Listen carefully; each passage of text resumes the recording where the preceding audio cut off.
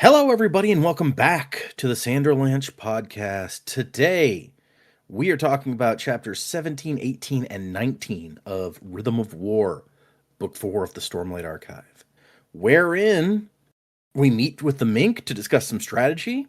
Kaladin's parents arrive at Urithiru, and then we get another meeting of the monarchs along with everyone's favorite king, Taravangian, and things are not as simple with him as I feel like we kind of thought from the way they explained it before. It's a complex situation. But I'm Data, and with me today is Dak and Joe. No Jamie today. Busy mom things to be about, but we push forward. Hang on to something, everybody. The Sandra Lynch is about to begin. There is a wonder in the weave, so many folks upon these roads. For a burden that is shared is much easier to bear. We will not fall to despair this darkest day. Whatever comes our way, whatever path we follow, I will share your pain, your laughter and your sorrow. And should we prove ourselves, lose ourselves, nothing's gonna send us astray. Whatever comes our Yes, this is the Sandra Lynch, the podcast where we skip to the end of Brandon Sanderson books and try to figure out what the hell happened in the first 75%. Is that what we do now? No, that's not true. If that's what we do, then I read the wrong bits.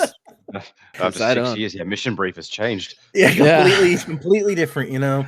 What would that be like if we just completely changed our format? People would be so confused, and like without warning. Without Yeah. any warning whatsoever. Yeah.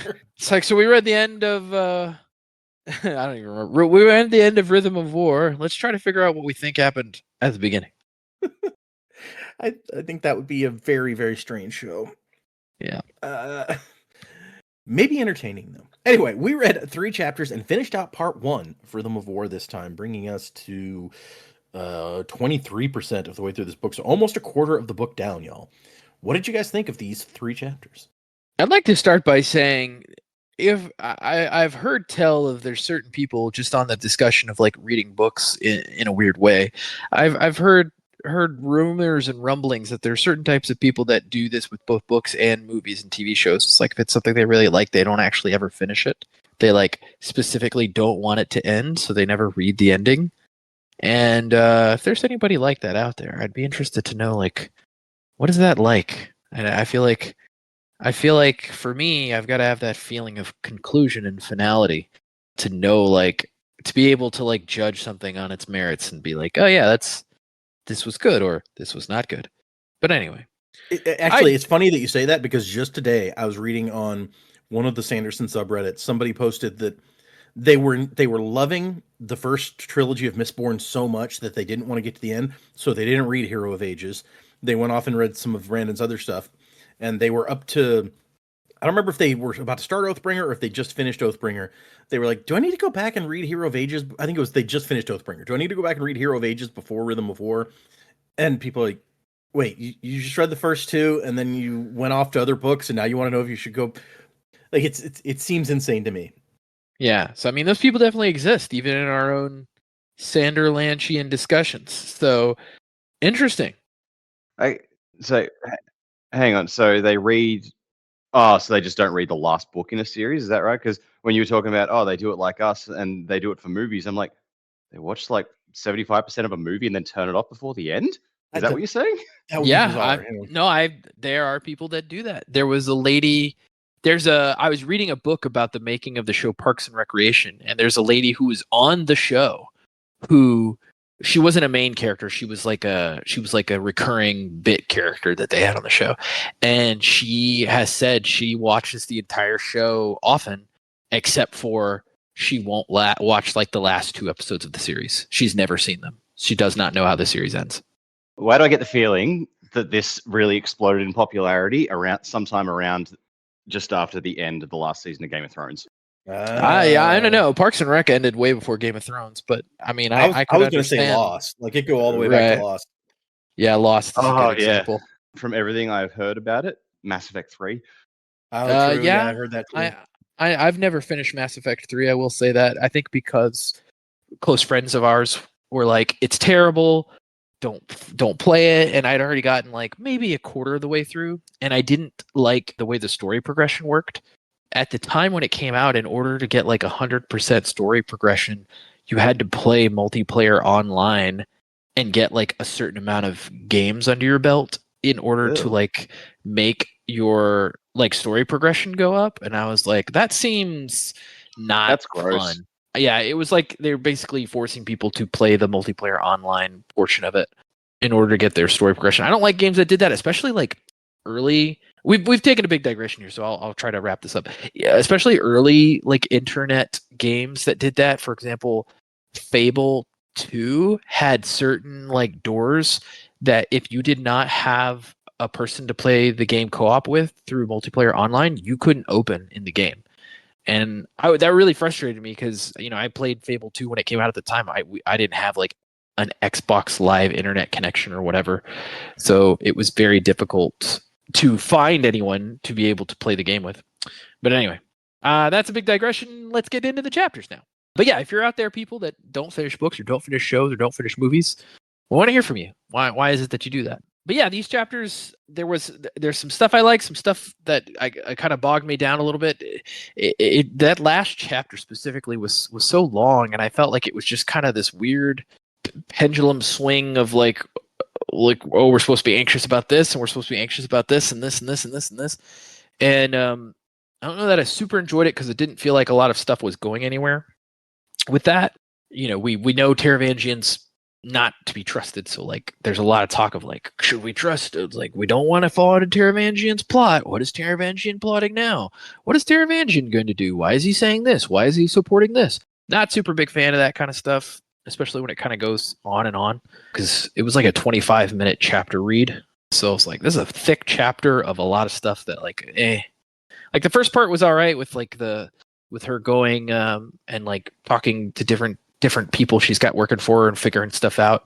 And then I kind of went in reverse there. So going back to like the first two sections, the Kaladin stuff, it was like, it made me happy and sad. It's like he's excited to show his family this stuff, and then he gets his dad really excited, and then his dad's like, "You're gonna be a surgeon, yeah!" And it's like, you can tell Kaladin's like, I don't really want to do that. You can tell that's how he's feeling, but it's almost like, what do I do? That's the only other thing I've ever been good at. So like, what else could I even do? Like, this is the thing.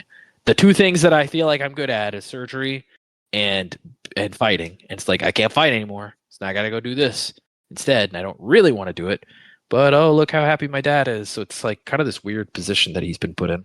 But yeah, anyway, it was I think I'm like, I've been enjoying this book so far, especially at the beginning, but like for this to be the end of a part, I felt kind of like, I don't feel like we got a good.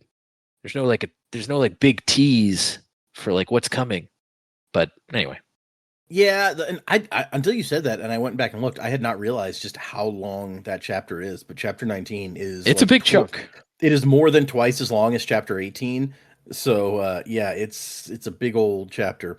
Yeah. And when I first opened it, said, I'm reading on my Kindle app on my phone. It said 25 minutes to read. I was like, what? And I was like, okay, I guess there's a lot of stuff that happens. And then like it just kept going and going and going. And I was like, I don't know. So yeah, I feel like there is a lot of. No, I get what you mean about it. It's a long chapter and it doesn't feel like all that much happens. We're kind of hitting a lot of different points. So I get what you mean. Yeah. Yeah, and it's not like, again, I think if this wasn't the end of a part, it wouldn't have like stuck out so much to me. But like for that chapter, that big honking chapter to be the end of the part, I was kind of like, okay. Yeah, no, that's a good point. I don't think I knew that we were at the end of part 1, but I wasn't thinking about it as like, oh, this is the end of part 1. Where in other books we've gotten to the end of the part, and I'm like, oh man, like, you think something big's gonna happen because we're getting to the end of a part, and that usually ends on like a big note. But yeah, that's yeah. Unless there's a lot of subtext and bigness that I missed, I felt like I was like, oh, that was the end of the part. Okay. That's interesting because I was going to say like, oh yeah, this feels like the end of a part because we get the moment with Kaladin and like he's bringing his parents in, which is a big hurdle, and it's like he's finally made the decision. It's like, all right, yes, I agree, I am going to do something else, and he talks to his dad about it. And then on the planning side of things, it's like, okay, here's our setup for the rest of the book. We're sending someone into the cognitive realm to negotiate with the Spren, and we're talking about going to Shin. So like those things felt like, all right, this feels like setup for the rest of the book and the rest of the plot lines. So That's true. Yeah. yeah, Yeah. yeah. I mean, but having said that, I absolutely agree. That last chapter was like, oh man, this went on a while. Not that it was bad, but I'm just like, are we still going here? But like I like the plans and stuff they're setting up. It was cool to see Taravangian back in the fold. I'm like, what is this situation with him now? And yeah, we're doing all this, and I don't know. Like the thing that stuck out to me the most in this chapter was like when you got that big one where Kaladin says, "All right, I agree. I am going to do something else." So he goes off to he gets his dad and says, "I'm going to be a surgeon," and his dad responds in the most condescending manner possible. Like he's like, "You've finally seen that everything you were doing was awful, and you're going to come back and be a surgeon like I always wanted because I know best and everything." I was like, "Oh my god, Liren! Like your son's clearly going through something right now." So that was a whole moment. But yeah, I think that was the biggest thing I took away from these chapters. I'm just like, Liren, you're really just pumping himself up at the end. And it's like, yes, I'm so great, and I knew best all along. I'm like, oh, dude. So yeah, that was my main takeaway from it all. Yeah, no, I get what you mean, because actually I think it's even worse than the way that you put it, because Kaladin doesn't say, I'm going to become a surgeon. Kaladin's like, I got to find something else to do with my life. And Liren goes, oh my gosh, you've realized that I was right all along and you decided to be a surgeon. And Kaladin's like, you're right. He jumped the gun. I didn't even put that together. Yeah, because Kaladin's like, just like, yeah. He's like, no, yeah, that makes sense, I guess. The thing that I've been avoiding thinking about. So it seems like he may have been on some level already realized that is what he needed to do, but he did not say that to his father. His father said it to him. Yeah, because I think I predicted last time. I was like, I think this is where Kaladin's going to go. So when it finally happened, I wasn't shocked at all. But you're right, he didn't actually say it to his dad. His dad just kind of like, oh, awesome, we're doing this, and Kaladin's like, oh, yeah, okay. I guess we're doing it. Yeah. But I definitely agree that like you've realized that I was right all along is just so condescending that yeah. I'm like, dude. Even from a father to a son, it's just like, come on. Yeah. I almost feel like, and maybe we're a little too early, and so I'm jumping the gun a bit, but I almost feel like with the Liren Kaladin situation and the Dalinar Adolin stuff that we've seen so far, it's like that's almost like the theme of the book so far, is like not meeting your parents' specific expectations of you, or like their vision for you and who you are and who you should be is not necessarily like best for you or what you want or should want or whatever. So interesting like couple of things we've had in this part that have kind of expressed that. And even Navani to an extent, like thinking about Elhokar. She's obviously proud of Yasna, but even thinking about Elhokar, it's like he could have been all of these things, probably not knowing like the inner turmoil that was going on inside of him. It's funny, yeah, because speaking of Elhokar, even in the prologue here, when we see from Navani's perspective her conversation with Gavilar, he's like, I personally doubt Elhokar could rise to even mediocre. So there is a whole, you're right. There's a whole parental expectation thing going on in a lot of ways. Was Brandon working something out when he wrote this book? Maybe. Yeah. Well, like I said, I mentioned this I think a couple episodes ago. It almost feels like these books with the Shallan stuff, now with the Kaladin stuff, it feels like it's very mental health conscious in a bigger way than I was expecting. Like, it's not just one character. You've got a variety of characters going through a variety of different conflicts that are like super internal and kind of mentally stressful. Got Teft with like his issues, even Rock, like his cultural like self issues of like, no, I've got to do this stuff because this is what like my people say, and it's and Kaladin's like, you don't have to, and he's like, no, I do. And so just like cultural expectations conflicting with cultural societal expectations conflicting with like inner turmoil. Dalinar in the last book at the end with the pain stuff. Moash on the other end of it, it's like, well, here's the decision Dalinar made, and here's like the issue with a guy like Moash who makes the wrong decision and basically is like, I'm going to let this god have all my pain and do whatever makes me feel good, So I feel like there's a lot of mental health stuff at play in these books, and I'm guessing that's got to be by design because it's affecting the majority of our characters, I feel like. You're not wrong. It does seem that way for sure. Oh, I want to say the more that you guys talked about it, the Joe not finding that chapter to be the last one to be particularly good end for the thing, and then Dak talking about how he thought it was, I was like, you know what? I feel like almost if you switch the last two chapters, like Kaladin's decision about what to do with his life almost feels to me like a better sting for the end of the part than that occurred to me when Joe was talking as well. I'm just like, if the Kaladin one was the last chapter, it'd feel like a much more definitive closing. But then it'd be two Navani's in a row, and one of them would be that super long, dense one. It's like maybe that just wouldn't have flown as better. You needed the Kaladin there to break it up. Right. Yeah, maybe so. That'd be right. Yeah. Okay, let's get into these chapters, Joe. We start with chapter 17, a proposal. And the epigraphs are talking about the weapons the fused use, where one of them isn't really a fabrial at all. It's just a piece of metal that's really light and can withstand shard blades. Also resists being soul cast and interferes with a great number of radiant powers. And I feel like later on we're told in the section that it's like, oh yeah, that's aluminum. But they can't get it in great quantities for some reason. So we left off last time. The Navani section left off with, actually, yeah, there's another 2 Navani chapters in a row. Actually, now that you mentioned that would have been 3 in a row if those 2 had been switched.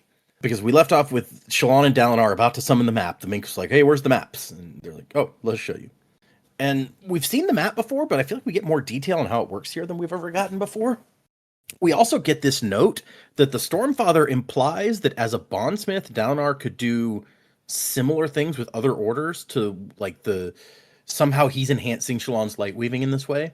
And it's like, oh yeah, you can do cool stuff with other orders too, but they haven't been able to figure anything out with anybody else yet. And they figured this out by accident. So, and I love the map appears so suddenly that the Mink is like half out of the room. He's running so quickly. And she's like, wow, jumpy, isn't he? And so, he's very impressed. The Mink is by this map. And Dalinar's like, yeah, sadly, it only updates every few days when the high storm comes through, so we can't really count enemy troops very well, since they tend to move inside for the storm. That makes like, wait, seriously? You can get so detailed you see individuals? And Dalinar's like, yeah, watch this. He zooms in. You could zoom in to like a very close-up scale with this map, which is super cool. Like a super awesome Marauders map thing. Does the Marauders map zoom? Doesn't zoom, but you can see specific people. Yeah, okay, fair. Stupid magic piece of paper, can't even zoom in. I was like, Dalinar and Shallan have invented Google Maps, and so it updates more often than Google Maps does too, so you got that going for you. But it's also got like, oh yeah, we can get individuals on this. Google Maps, thankfully, can't do that yet. Unless somebody's standing out as the Google truck drives by to it takes pictures. You can see them. True. And so they highlight different parts in different colors, and they have some numbers to represent our rough troop counts. Obviously, our counts on our troops are way more accurate than our counts on the enemy troops. And while we're looking at this, Her Majesty Queen Yasna Kholin of Alethkar arrives with wit. She's using the same wit as Elhokar used to have. And we're in Navani's perspective, so she's like, this guy's weird. Like, I like how there's also this I wonder if they're like together. That would be interesting. Wouldn't it? But like the other thing I thought from all this is like, oh, she's using the same wit. I'm like, oh, I hadn't even thought of that. What would she have done? Just like, you know what, you're dismissed. You're dismissed. What have you done?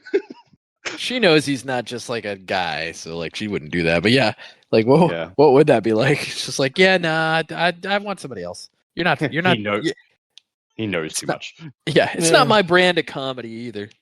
Yeah, maybe not. You got to assume that Wit would find some other way to hang around Hoid, or he wouldn't be Wit anymore. He'd be Hoid. But yeah. Yeah. And she's like, he seems different now. Maybe he just like molds himself to whichever monarch he is serving. I mean, she doesn't know how long he's been looking at it, but she just walks in. So we got the map and the general, huh? What do you think? And he's like, well, okay, let me actually look at the map. And we find out some details about how things stand currently. We've got two main fronts. We've got one in the Makabak region, where Azir is, and the several little kingdoms that surround it that have all joined the coalition, or mostly all joined the coalition.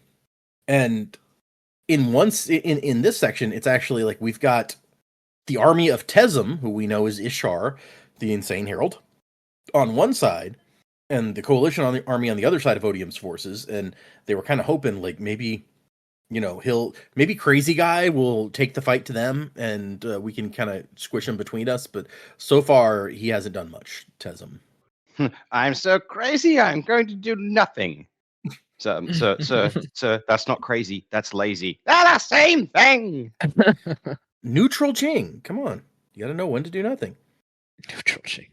Well, Dax, whatever Dax was impersonating, immediately made me think of Boomy. So Sure. That That fighting- was just a terrible Skeletor impression. That fighting game's coming out soon. it is out if you want to download it digitally on. I think you can buy it digitally. If you want a disc, you're gonna have to wait some months for it. Yeah. And I think also one of the versions got super delayed. Oh yeah. Yeah, like PS5 or something got super delayed.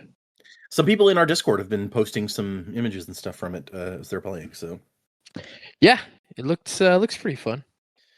we control the sea on the south end of the continent. Basically, like we won a naval victory against them 4 months ago, and they basically retreated up to the north around Iriali, which the Erie went over to their side in the last book, if we remember that. Mm-hmm.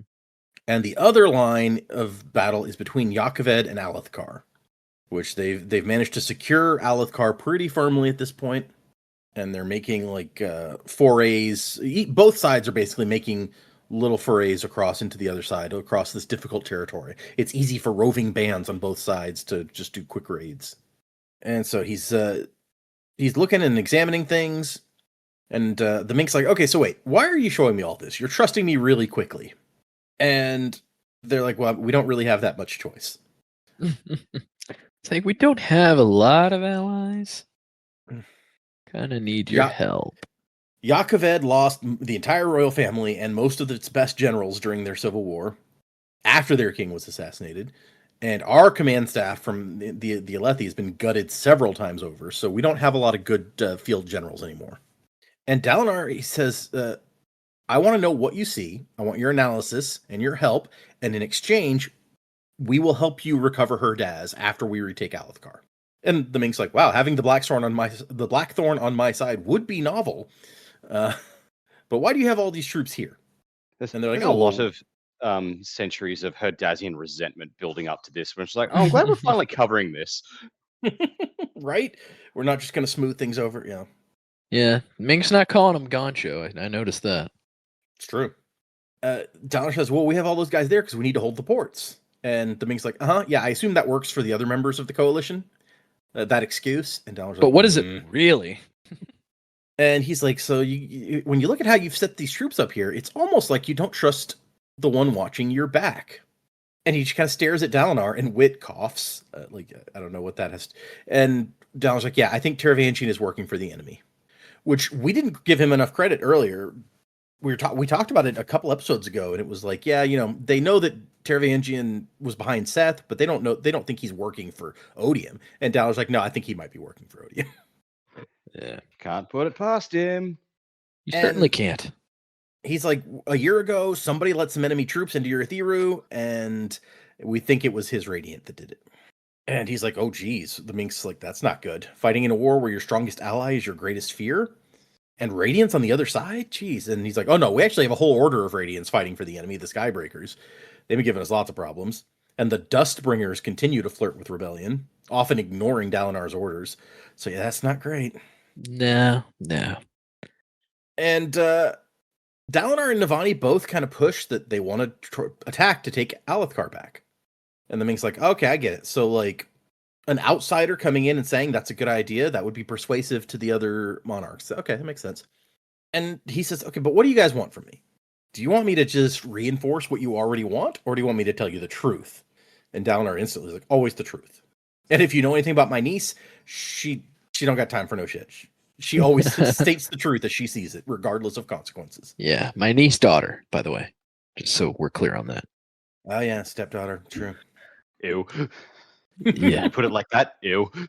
niece daughter, man. I'm telling you, these Alethi, they're freaks. And Yeah, what if all the Alethi actually had like hillbilly accents? It'd be just like, that would be unexpected if they cast it Yeah. like that. Yeah. yeah, It's like, yeah, my "Alright, son, my son Adolin, you're not following the codes. oh no, is this the origin story of the possum hunters? Yeah, They're a they're, Latino nobles. they're actually Alethi. Yeah. They Like went the back deserters in they went back in time to be in Scadrial. Yeah. Somebody recently asked Brandon about like some of the casting stuff, and specifically like racial choices in casting for the Mistborn and Stormlight stuff that is being worked on. And he seemed to feel like Mistborn, like skin color, that kind of thing, it's not tied to like nationality and stuff the same way it is in other places. So he's like, I would agree, because if it's supposed to be like Yeah. France, there's such like a multicultural like thing going on there. so he says that, I think he said that Sazed would be black probably, but other than that, like it's that there's not a whole, like he's not worried about it. But in Stormlight, he's much more specific that he's like, I think that we're really gonna try to cast like Asian for Alethi.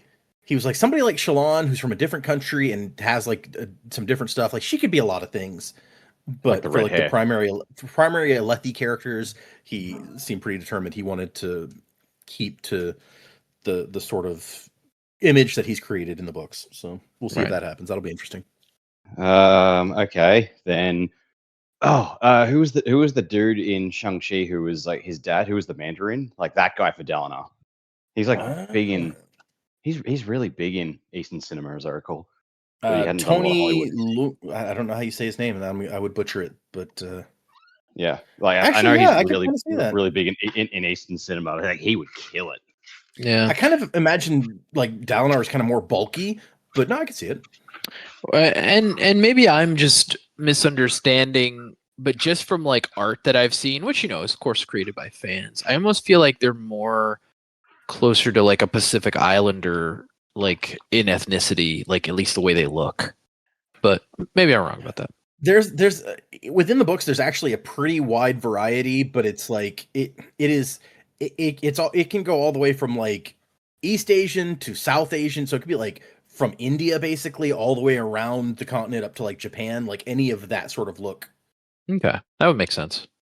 So I think that would include at least a little bit of like some Philippines type of, So there's lots of options basically. But yeah, we may have to do like, we don't usually talk about casting all that much, but we may need to do an episode at some point or something where we're just like, let's talk about who we'd cast for this kind of stuff, because that could be a fun topic.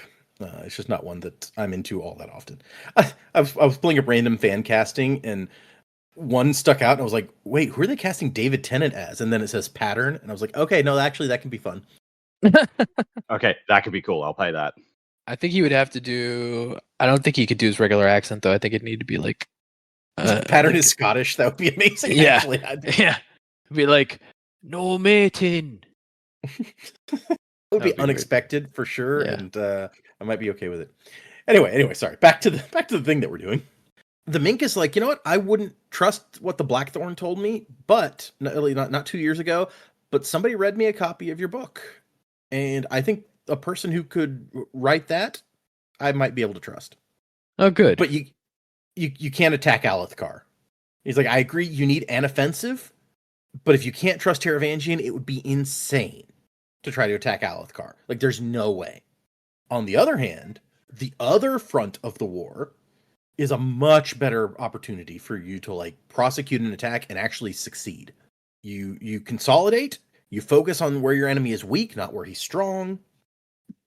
And Navani is ready to argue, but she looks over at Dalinar and sees that basically Dalinar already knew this. Like, the Mink is not telling Dalinar something he didn't know. Dalinar just didn't want to accept it and was hoping maybe the Mink would have something else to say. I also think maybe Dalinar, like, even more so, maybe outside of what Navani's saying, he didn't want to be the one to say it. Like, he didn't want to be the one to say, like, I give up on Alethkar for right now. So it's like you're having probably this right. outside person come in and be like, "Yeah, you really shouldn't focus on that. It's not gonna help you." It's just like he can gotta be like, "Oh, It's like, okay, you pick the Herdazian. I feel like out of everyone, the Herdazians are probably going to be the ones like, yeah, fucking give up on that place, man. True.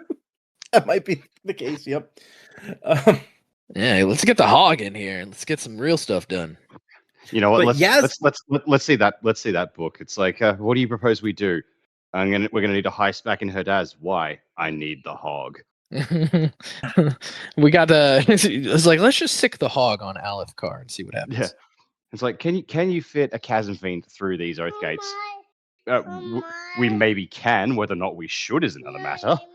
I love that picture. Just like, yes. How are we gonna get the chasm fiend? Oh my gosh, that would be amazing. Yeah, it's a real. Reminds me of like a sin spawn. It's like they're transporting the sin spawn in Final Fantasy X. Of course, they're trying to attract sin, but you know what I'm saying. Just makes me think of that. Mm-hmm. It's like let's move this giant monster to a place that's more convenient for us. But Yasna, Queen of Alethkar, doesn't like this answer so much. And it's like, well, why don't we get you some more detailed reports, and maybe we'll find something. And he agrees. He's like, no, more information is always good. Many a locked room reveals a hidden path to escape. Like, all right then. Ah, I see. He is a fan of escape rooms. Right. Well, I mean, yeah, he loves getting out of handcuffs and stuff. So I'm not surprised. You know what? Yeah, fair. In our world, he would be a master magician. And they send Adolin to escort him to the meeting, Adolin and Shallan, so they can have a conversation here. And Dalinar's immediately like, I was worried about this. We got to persuade him to attack Alethkar. And Yasna is like, come on, dude. He saw it like right away. Like Yasna also knew this. She just also didn't want to be the one to say it seems like. And she says Taravangian has to know that we don't trust him. We can't attack Alethkar right now. And he's like, yes, I know, but I just have this really bad feeling that there's no way to win against an immortal enemy. But what if we beat them here and they agree to cease hostilities, but only if we give up Alethkar? Like, would we do that? Are we willing to give up our home to win the war or to end the war? And Yasna's like, well, I don't know, but we're not there yet, so that we don't need to worry about that. And Wit says, no, a compromise like that would not be possible. Odium is not going to stop. He's not going to compromise. He's not going to settle for anything other than our complete submission or maybe destruction. So, okay, that's bad. How the fuck do you know? Yeah, and Navani's just like, yeah, Wit was often talking like that, like as if he knew things that he shouldn't, but we can't tell if he's serious or not. Yeah, he knows Odium personally. They just don't know that. I love that they're just standing around like, is that a joke? I don't know. Whatever. Let's just. We're not going to get into it. It's like he's offering real insight into the god of evil, and we're not even going to try and probe that line of thinking. Also, and it's still funny to me that Kaladin just like lost the flute. Yep. I know that's random, but it's just like, oh yeah, that's somewhere. I lost that out. Well, it wasn't even that he was like in a battle or something. It was just like, yeah, when we moved out of Sadeas' camp, we were in a hurry, and I left some stuff behind. Yeah, it's like the amount of times they bring it up. I'm just like, I genuinely don't even remember him losing it. When did that happen? Oh, off page for sure. Yeah, it was just completely not even brought up until way later, where Cal's like, oh crap, yeah, that was one of the things that got left behind. Yeah, and now they just won't shut up about it. I'm like, what the hell? And then Yasna says, hey, Wit, go get me the heralds. And I love Wit's like, don't belittle anyone while I'm gone. You'll make me feel obsolete. He leaves Yasna alone with her family, and it says, don't belittle anyone while I'm gone. I mean, to be fair, it is Yasna. Yeah. Yeah. I mean, she's pretty kind to her uncle / dad. She is, but also if he's doing something that she thinks is silly and not going to work, she doesn't exactly hold back. Right. Nope. That's what he said. He's like, she doesn't care. She'll tell you what she thinks. Don't be a moron, you idiot. It's like, Uncle, I love you. Shut the fuck up. Well, and that's kind of the conversation that happens next, because while he's gone, they're talking about Yasna's new plan, and Dalinar's not a fan. He's like, no, you can't just end slavery. And she's like, I think I can, by the way. But it's like, I'm the queen of Alethkar. And this is one of those times where it's like, I get the points that Dalinar and even Navani try to make here, but it's real hard for me to try to argue that ending slavery is bad. Yeah, I'm not gonna. You shouldn't be on that side of the argument ever. But it's one of those. It's like, it is easy to look at from our world perspective and go, yeah, that's wrong. But like for these people for whom it's been ingrained and they, it hasn't been a problem for years, whether or not that's accurate or not from their perspective, it's like, but like, what's wrong with this? So, yeah. Not their finest moment, but I can see the perspective without agreeing with it. Yeah, I get that there's social and economic issues here that, like, you're talking about a really big change, but slavery bad. So that's the official Sandor Land perspective. Yes, it's official bad. stance. Murder bad, slavery bad. What else have we deemed was bad? The cool crime of robbery. Crime in general. Yeah, the cool crime of robbery, although cool, bad. And I love that he's like, you can't do that. And she's like, I wasn't aware that you could forbid the queen from doing anything, Dalinar. He's like, we did make you queen, didn't we? What was that, Mr. Rescinded your title? I forgot we did that, didn't we? We made you the queen. Oh, well. And he's trying to argue, like, this is not the time. Things are already so unstable. And she's like, no, actually, historically, that is the best time. While things are already in chaos, we do this. And then, like, it's not as bad as it would be other times, basically, because everything is already up in the air. It's like, what's a little more chaos between friends? Yeah. I'm an agent of chaos. Not really. And eventually Dalinar just looks over at Navani, and Navani's like, what did you think was going to happen when you put her on the throne? Like, she's your daughter. Can't you talk to her? And he's like, I thought that she wouldn't be bullied by, like, Light Eyes and their schemes. And Yasna's like, yeah, I'm not being bullied by Light Eyes, including you. But feel free to oppose me, like, yeah, as visibly as possible, because it will stop these rumors that I'm somehow a pawn of the Blackthorn. By all means, please. Anyone who thinks Yasna can be a pawn of anyone that ain't met Yasna. Right? Yeah. I think Yasna's my crush in this book, just so everybody's clear. I mean, we were saying as far back as, I can't remember if it was book 1 or book 2, but it's like, man, if Yasna was queen, she would just unfuck this situation. It looks like that's exactly what she's doing. Yeah. Yeah, Dalinar does not agree, but I do, yeah. And then there's the question about, well, what about the Ardents? And she's like, well, I mean, they're slaves, right? So, yeah, that includes them. And she's like, but Navani says, doesn't it worry you thinking that, like, the church as a free entity would become involved in politics and stuff? And Yasna's like, well, they already do. They just pretend that they don't. I'd honestly kind of rather it was out in the open. It's like, man, Yasna, you keep making these great points. And Yasna's like, look, in the long run, this is good for Alethkar. Economically, morally, like, this is good. And Dalinar, I'm glad to hear your objections, because that'll give me time to figure out how to respond to those same objections when other people make them after I make the announcement. But you're not going to stop me. And then Witch shows up with Shalash and Taln, or Talon-a-lot. Talon's still not in good shape.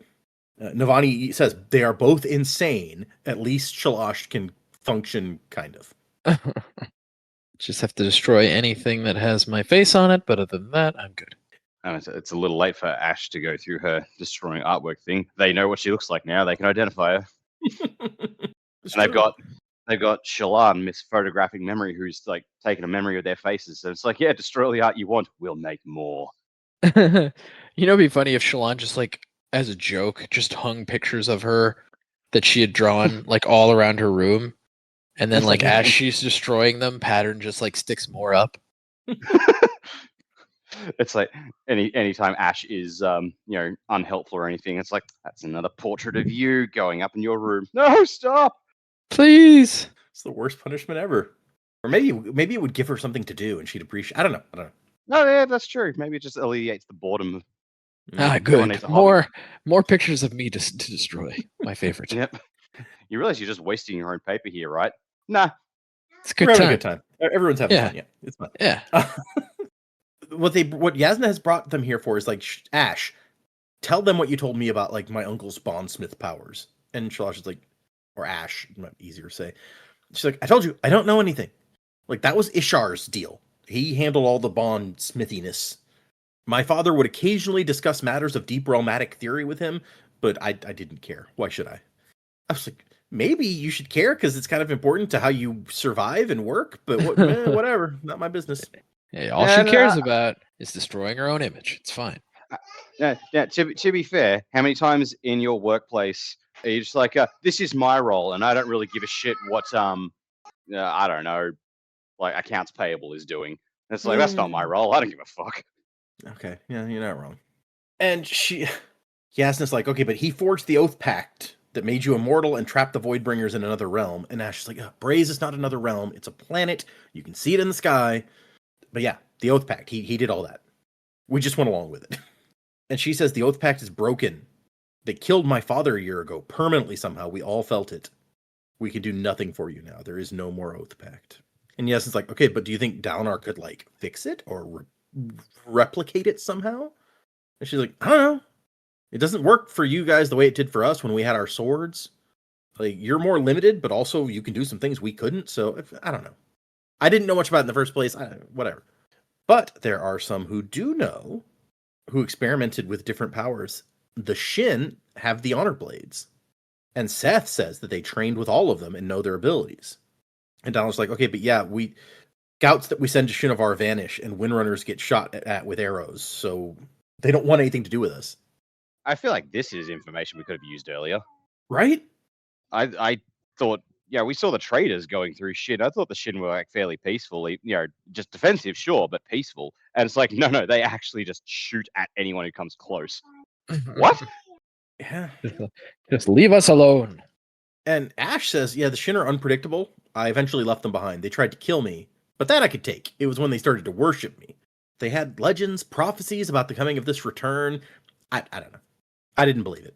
And so Yasna's like, we want this region to be stable because we're going to have to deal with the Shin eventually. We want to know what they know about bondsmithing. And Donald's like, okay, that's an interesting point. And Yasna's just like, excellent. Like, okay, decision made. Great. I'm glad you listened. If we do that, then I'm going to be personally there to join the war effort. And Donald's like, how involved exactly do you intend to be? And she goes, as involved as seems appropriate. And he's just like, we'll deal with that if it becomes a problem, I suppose.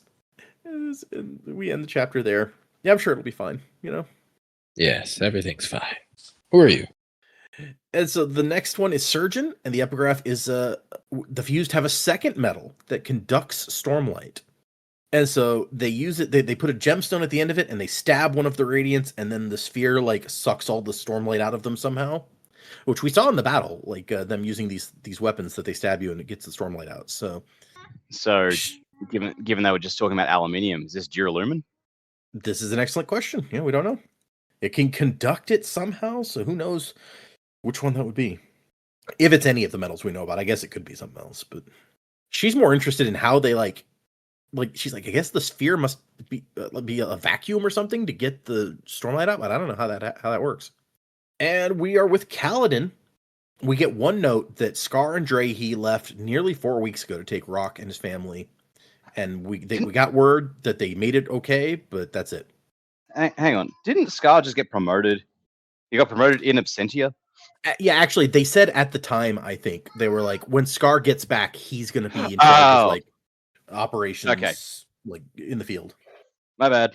But we also addressed the fact, like somebody mentioned previously, I think it was Dak, that was like, why didn't Teft get promoted?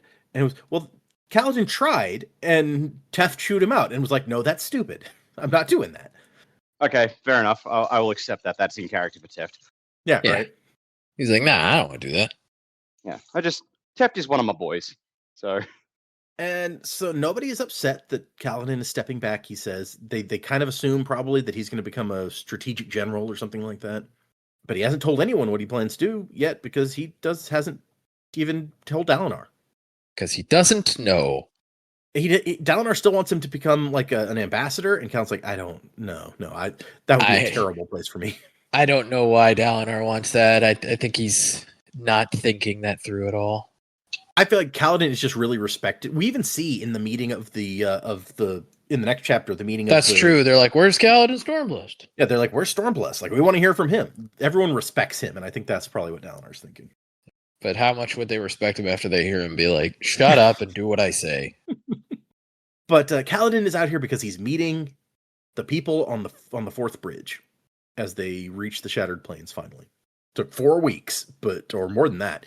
Because it's been 4 weeks since they got Rock back home. But And we cut basically directly to him showing his parents around Urithiru. Originally, we organized the tower by princedoms, but that didn't really work well.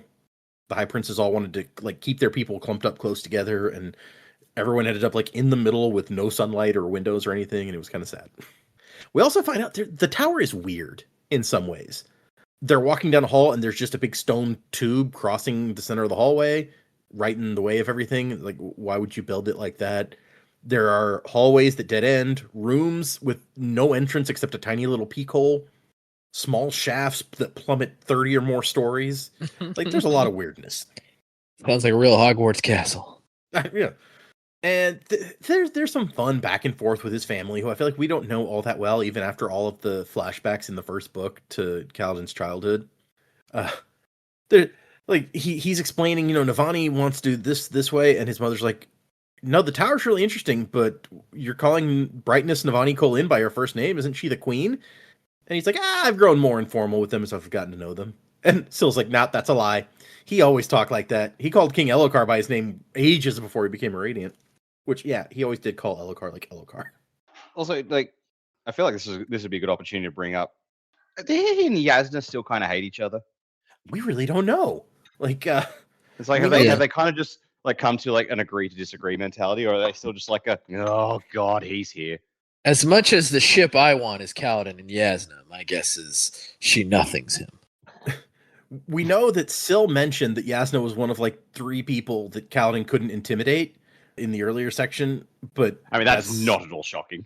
No, yeah, I think that's the only thing, the only more information we've gotten about their relationship. Like honestly, it's like I want to know who the other 2 are. I assume one would be Wit, but well, she brought Adolin with him because she needed someone he couldn't intimidate. That's right, yeah. And then Yasna, and I think she said 3, and I assumed the third one was Dalinar, but yeah, that would make sense. Then you got to add 4 because like surely Wit is there. like Kaladin trying to intimidate Wit would just be like, you are just precious. Yeah, Wit don't care, I'm sure. Yeah. And yeah, his mom's just like, yeah, disrespectful of light-eyed authority and does what he wants regardless of social class. Where could he have gotten that? And looks at his father. And there's like, yeah, I don't know. That's a good point. Wait, you talking about me? I refuse to speculate on these wildly true accusations. Yeah. And when they stop to look at something, Hasina's like, we should probably go. It seems Kaladin's really excited to show us our rooms. He's obviously. And Syl's like, wait, what, really? How can you tell? I don't think he ever gets excited. Not even when I tell him I have a fun surprise for him. And Kaladin's like, your surprises are not fun. And she explains that she put a rat in his boot.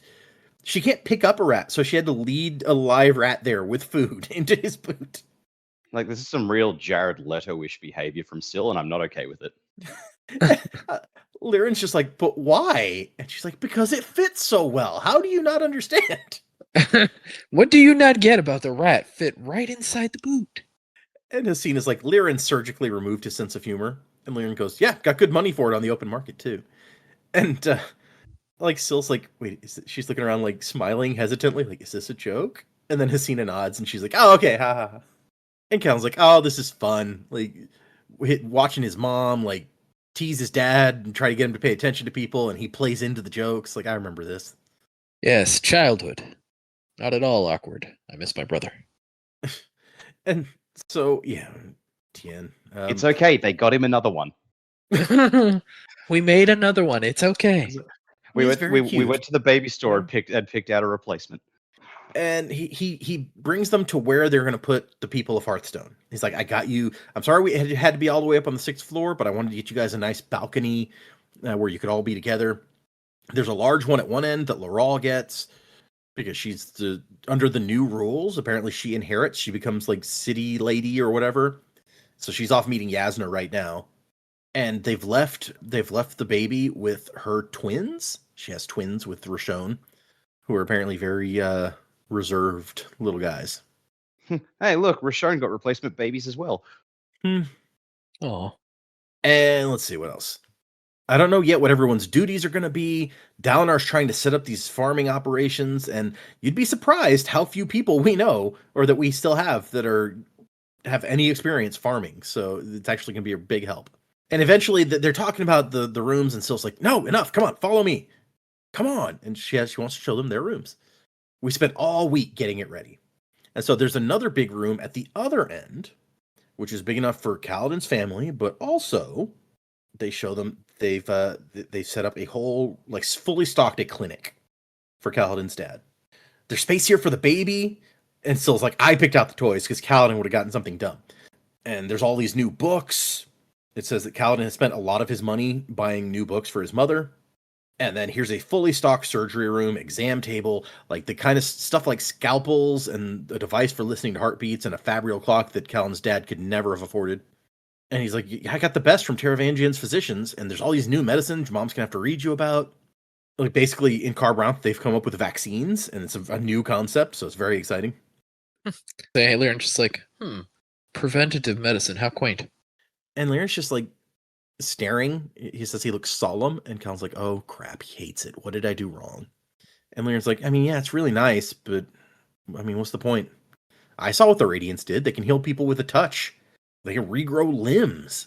Like we were talking earlier about, like, oh, the Alethi are all actually just rednecks, and it's like now Liran is just those dudes from South Park on, they took our germs.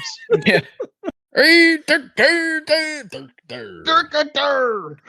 Yeah. And Hasina's like, he's been moping about this the whole trip. And Liran's like, I'm not moping, okay? Like, it would, to be sad about a major revolution in healing would be callous and selfish, and it's just, I'm gonna have to But find I'm something else sad. to do. But I am sad because, my life's work. Obsolete. And I love Kaladin sitting here like, oh my gosh, I know exactly how that feels to be like, I have to find something else to do with my life. That's what I'm going through. And he says, no, Dad, we have 3 Truth Watchers and less than 50 Edge Dancers, and those are the only ones who can heal. We brought a bunch with us to Hearthstone because we didn't want the new platform falling into the enemy hands, but most of the time they're on the battlefield. This is interesting to me. So they have more Truth Watchers besides Renarin, but Renarin's got the corrupted Spren. So it's like, what is the dynamic there? Like, do the other Truth Watchers not associate with him? Is he just like, ugh, that's the cursed one? Like, I'm very curious about that too. Yeah. What is the deal there? He's tied so much into, the royal family at this point that I bet, it's not weird that he doesn't associate with the other Radiants of that order. Would be my guess. True. And yeah, he hangs out with Bridge 4, who are all like Windrunners, so different order again. Right. So true. And he can't. I doubt he can have squires. Maybe yeah, not. true. I don't know. That's again, this is just one of those. We need to know more about what's the deal with his corrupted Spren. What is the deal? Does it make his powers different? Like, there's so much that I want to know there. Yeah. But, Renarin not a main character, so we don't ever get to talk about him. Yeah, right. It's like, oh, we'll get back to when Brandon remembers he's there. Yeah, I feel like at this point, Yasna's gotten a lot more screen time after being maybe dead for a big chunk of a book than Renarin has. Renarin is always kind of in the background. Yeah, they didn't try to make him king, so yeah, that's true. I don't. Maybe they talked about it at that time where they're like, "Who's going to be king?" But anyway. But Cal's like, "No, we have a huge clinic in the market, and it's always busy all hours of the day. You're going to be very, very useful here, Dad. You're not going to obsolete at all." And Liran's like, oh my gosh. And he gets so happy, and then he realizes, oh wait, I should not be happy that people still need healing. Yeah. Okay. Sounds good, son. I'm glad I could be of use in such a terrible... Yay! And Kaladin's mother gives him a hug. Like, she's so happy that her husband has found purpose in his life again. It's only been a few weeks, but it was a rough few weeks. Yeah, apparently. Syl's like, okay, you're going to tell him, right? Or do I need to tell them? And he says, no, now's not the time. And she's like, why not? And he can't come up with a reason. So, all right. It's like, yeah, I got to tell you guys something. I'm leaving the military. I need a break from fighting, and Dalinar commanded it. So I thought maybe I'd take the room next to Oridan's room, and I have to find something else to do with my life. And then it says, Hasina puts her hand to her mouth, and Liran stops dead, and it says, goes pale as if he'd seen a Voidbringer, and then his face gets the widest grin Kaladin has ever seen. And he's like, that's what all this is about. You finally understand that I've been right, and you're going to be a surgeon like we always dreamed. Oh, no.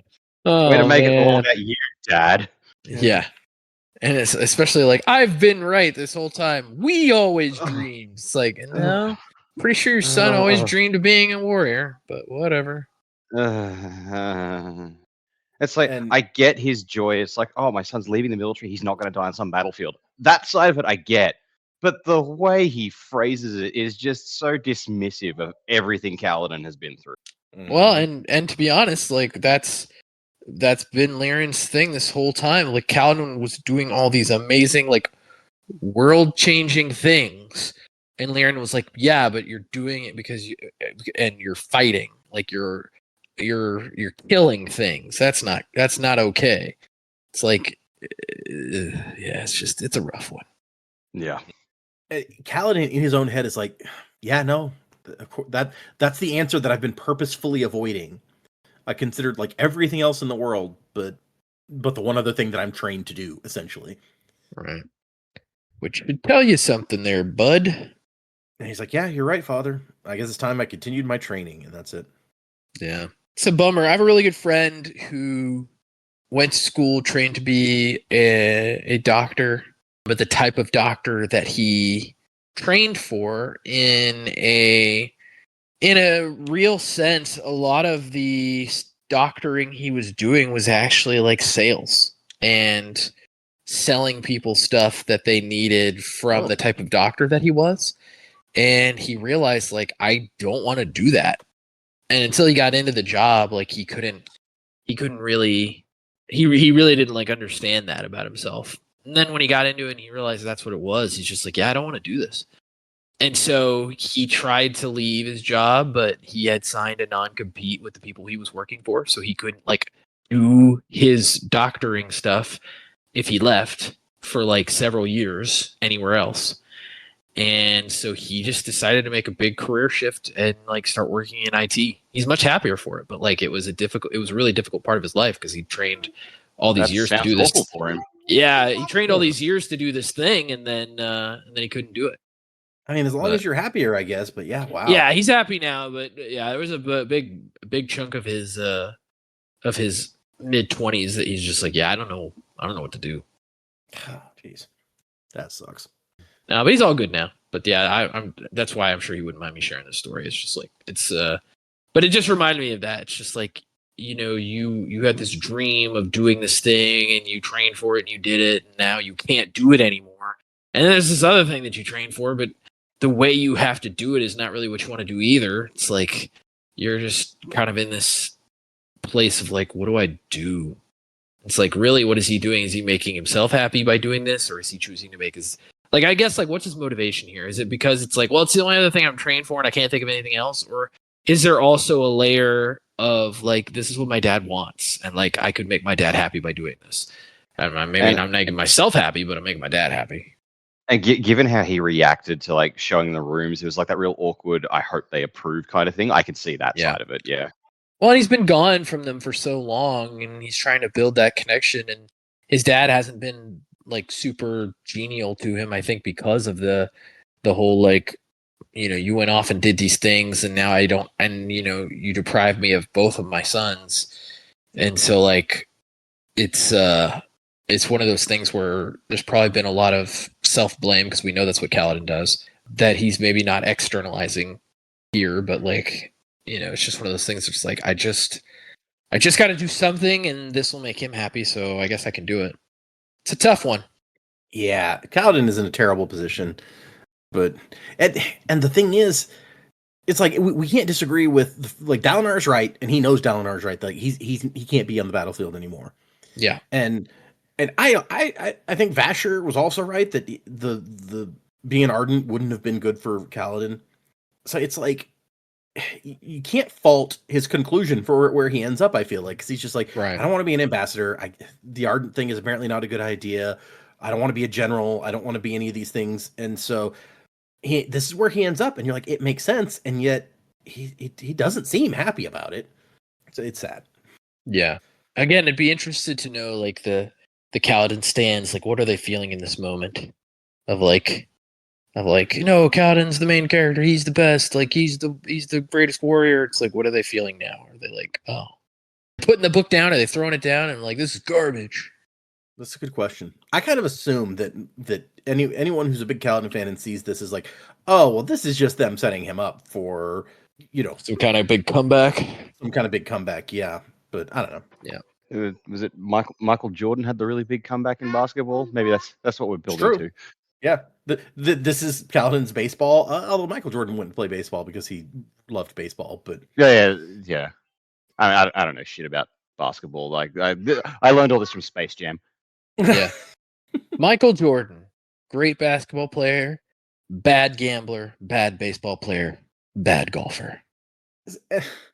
It's funny, like talking about that, because I remember reading this for the first time, and Kaladin was never like my favorite of the protagonists of the Stormlight Archive, and it's very like we talked about. It's very much an ensemble, right? And a lot of people love Kaladin and hate Shallan in the first book. Like Shallan's parts are not their favorites. That is an extremely popular opinion that Shallan doesn't get good until the second book, and I don't agree with that. I love the Shallan parts of the first books. People are down on the jam mystery. Good old Capsule. Yeah, I think we had so much fun with that just because of the ridiculousness. But at the same time, Capsule the jam man. Yeah, I could see it. It's like when you're introduced to Shallan, like literally she's trying to steal something. So like you may be like, I don't know how I feel about this person who's like a two-faced person trying to do these things for her family. So I get it from that perspective of being like, I don't know how I feel about this. She's really not that great in this first book. But no, I disagree too. I think there's some great Shallan moments in the first book. I think personally, I just have a lot more fun with the Shallan stuff than I do with the getting beaten down in Bridge 4 and everybody dying. I'm like, it really sets up like Kaladin's character arc is an amazing character arc through these books. Yeah. And you have to start low actually he starts up kind of high and then goes way low and then comes back even higher in his arc. But so I love the overall arc, but I'm just like, this hurts. Like some of the depression that Kaladin is going through and the horrible things. Yeah, so maybe that's why. Sometimes. It when we talk about pacing in that first book, it felt like a lot of that stuff just went on and on and on, and it's like literally anything. There's a lot of misery going on in that first book. It's like anything that we were reading about Kaladin was just like, I'm in the worst possible position ever. What do I do? Yep. And even when things were getting better, it was like most of these people are still against me, but I got to do something, right? And then you had your Gazes and your other jerks. It's just it was a tough paced read, especially when as a first time reader, knowing nothing about the upcoming parts of the story. And in the format we're reading it, where we're reading just little chunks at a time, it's like we weren't seeing the payoffs for so long that it was just like, oof. We didn't know where it was going. We're just like, this is just, woof. And yeah, no joke. And there was certain points I think in the first book that we may have predicted that Kaladin was going to die, but maybe I'm misremembering that. There's a lot of Dalinar's going to die predictions. Yeah, that's true. We did say that quite a bit. Yeah, we didn't think Dalinar was making it out of that first book, and look at us now. Yeah, look at him now. Maybe he'll die this time. Who knows? Yeah, he's a bondsmith. Yeah. So, I love Shallan from the beginning. I love Dalinar also. So when I got to this point first reading, I'm like, okay, if we're gonna sideline Kaladin for a while so he can recover, like it doesn't bother me. But yeah. Oh, like I have no problem with mixing up the dynamic and the status quo a bit to let the characters work breathe. But we'll see where it goes. Yeah, you just wonder like what's the end game for old Cal. He's got no girl. He's got no job. He got a new job now. So I mean, an old job that he doesn't really like that much. Yeah, it's like the career that I really built a name for myself in hasn't panned out, so I got to go back to the old trade which I left because I didn't like it. Yeah. I mean, talk about built a name for himself. Like he's across the world famous. Even in the enemy camp, he is famous. So yeah. It is crazy to have reached that level and been like, nah, complete career change. That one guy who's like, I gotta kill that guy it's gonna be a real bummer when he's like, wait, that guy doesn't fight anymore. He's a surgeon. He's gonna keep showing up to battles looking for him and can't find him. Yeah. There was like the Dragon Ball Abridged guys. They did like an animated short after the Cell Saga of Gohan's just doing his thing, and Vegeta keeps being like, "Fight me!" and Gohan's like, "No, I don't want to." And by the end of it, Gohan's just like, at this point, it's just going to be a pity fight. Is that what you want? And Vegeta just shuts down. It's like the pursuer's gonna break into the hospital. It's like, fight me, and Calden's like, sir, this is a house of healing. Sir, this is a Wendy's. Yeah, this is a Wendy's restaurant. I don't know. I think that guy wouldn't care. He'd be like, "You don't want to fight me? Cool. I'll just kill you." Yeah, he'll kill him without a fight. Absolutely. Yeah, he'll just be like, well, it's a good thing we're in a hospital then, because you're about to need one. Okay, our last chapter for today is 19, and our final epigraph of part 1 is Navani being like, so all of this to say, you guys have been keeping really important secrets of how Fabrials or how you make Fabrials from everybody else. We gotta share information, y'all. Spill the beans, man. I'm gonna share all of my information. I really hope you guys will do the same. And we cut to Navani and Rushu, who are in the room with the giant pillar, and they're trying to find matches between stuff on the pillar and maybe even other Fabrials. And we found one match, but that's it. So we don't know if it's a coincidence or whatever. This Fabrial, like Soulcasters, when you go to Shadesmar, there's a spren that is manifesting in place of this Fabrial. So that must mean something. We don't know what. With Soulcasters, the spren seem insensate on the other side. These ones don't, but they don't want to talk to us either. And Rushu thinks they're corrupted or whatever it is that we want to call what happened to Renner and Spren. And Rushu brings up, like, speaking of, should we really be trusting Spren that, like your nephews? And Navani's like, well, we don't have any reason to assume that just because they're like that, they serve the enemy. So we should take this on a case-by-case basis, seems to be her idea.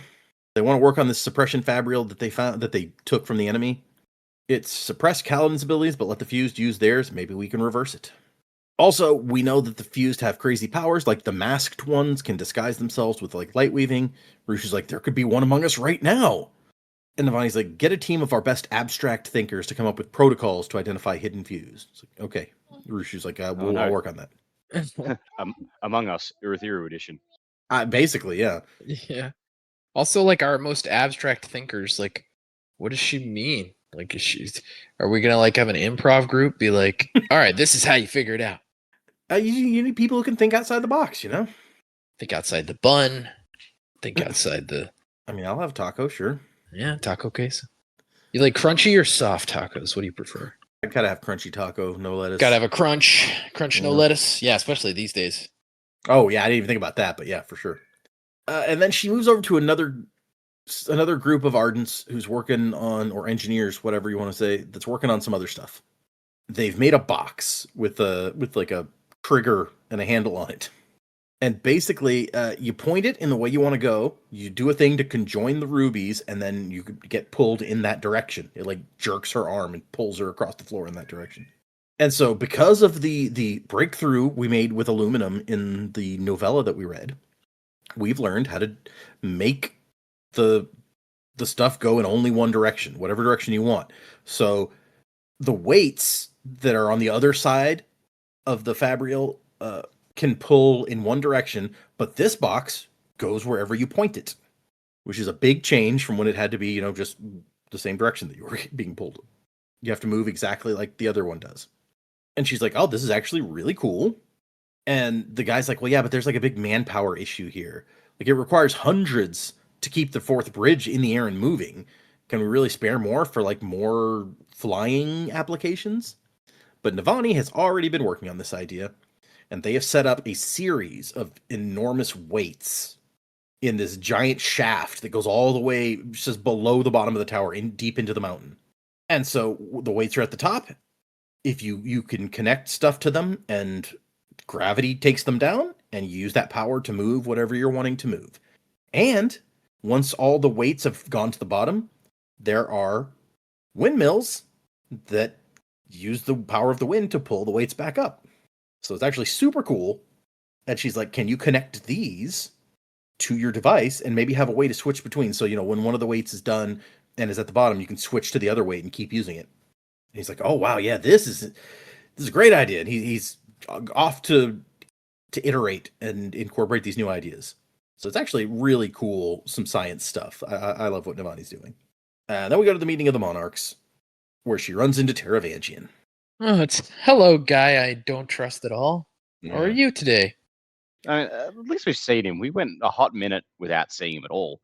Mm-hmm.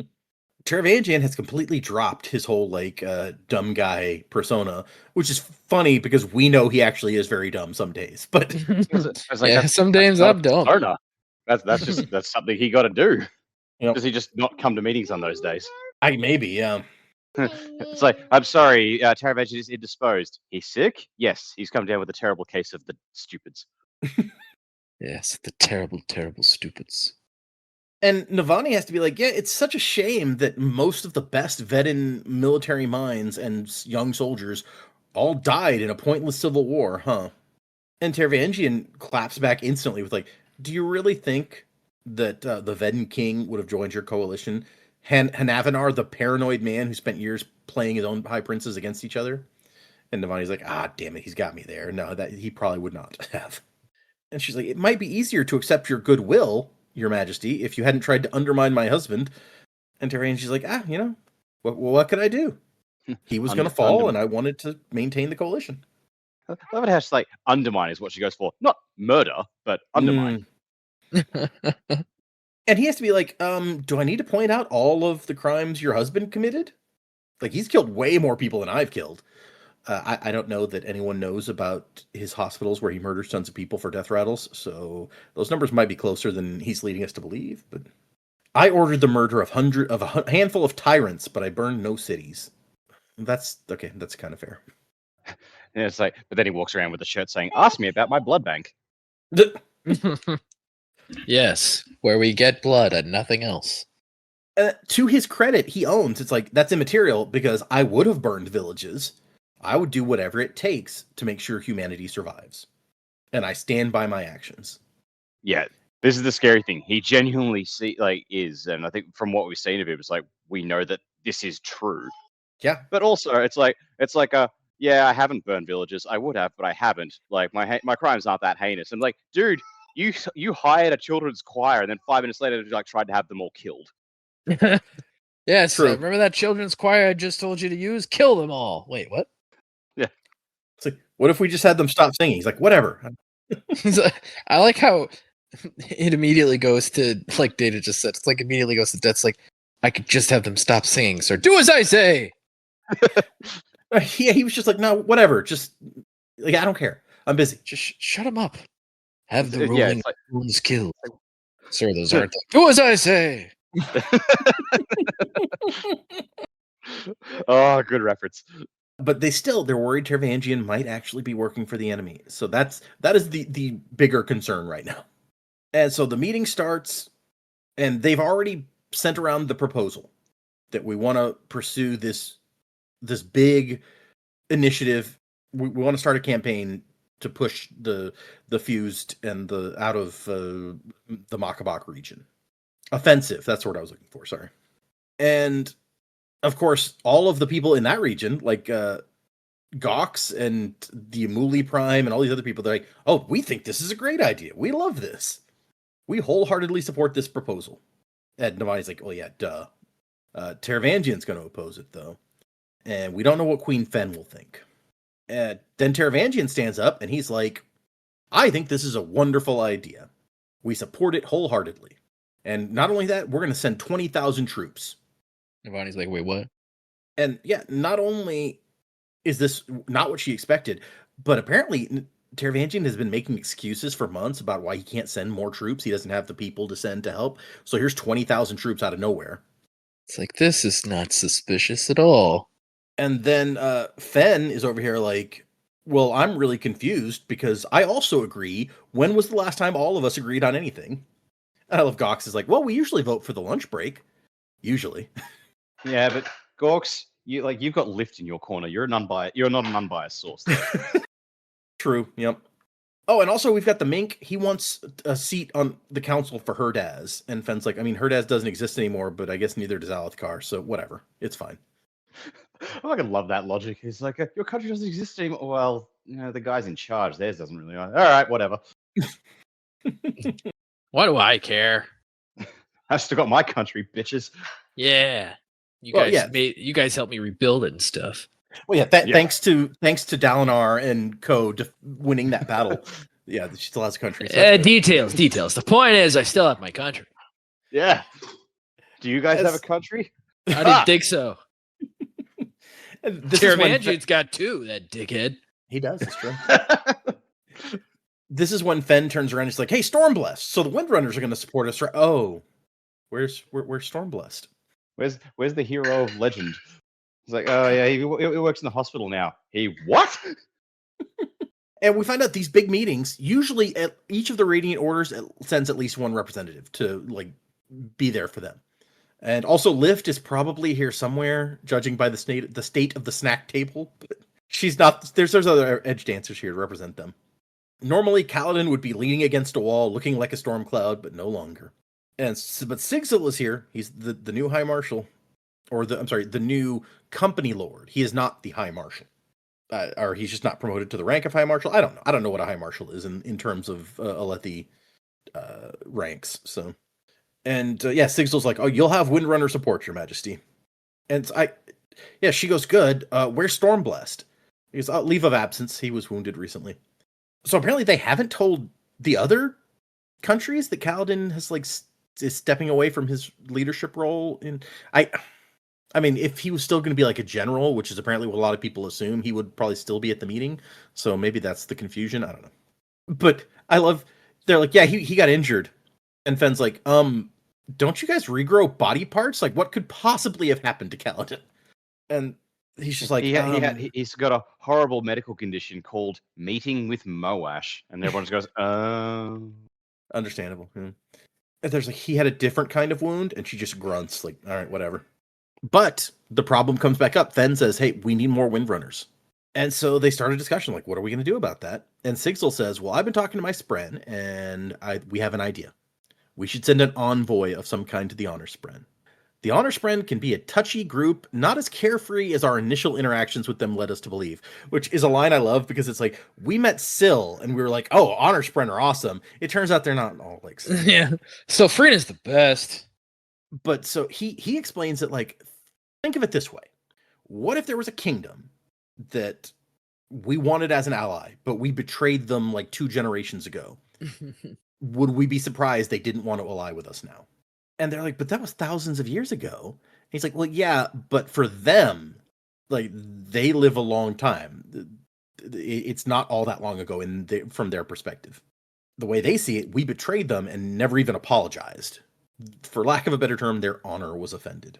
And Dalinor's like, but if Odium wins, then they suffer also. And Sigzil's like, yeah, I know. You don't have to convince me, but... I fucking love Sigzil. He's like, I get it, man. Like... I'm not the problem here. It's like, I'm not. Why are you arguing with me, man? I already told you the deal. Don't shoot the messenger. Maybe we just try like an official apology and see how far that gets us. Like something. And we're still in Navani's perspective, and she's like, I usually ignore this guy because he acts like a scribe. But no, he's on the ball. This guy. Yeah. Navani gets it finally.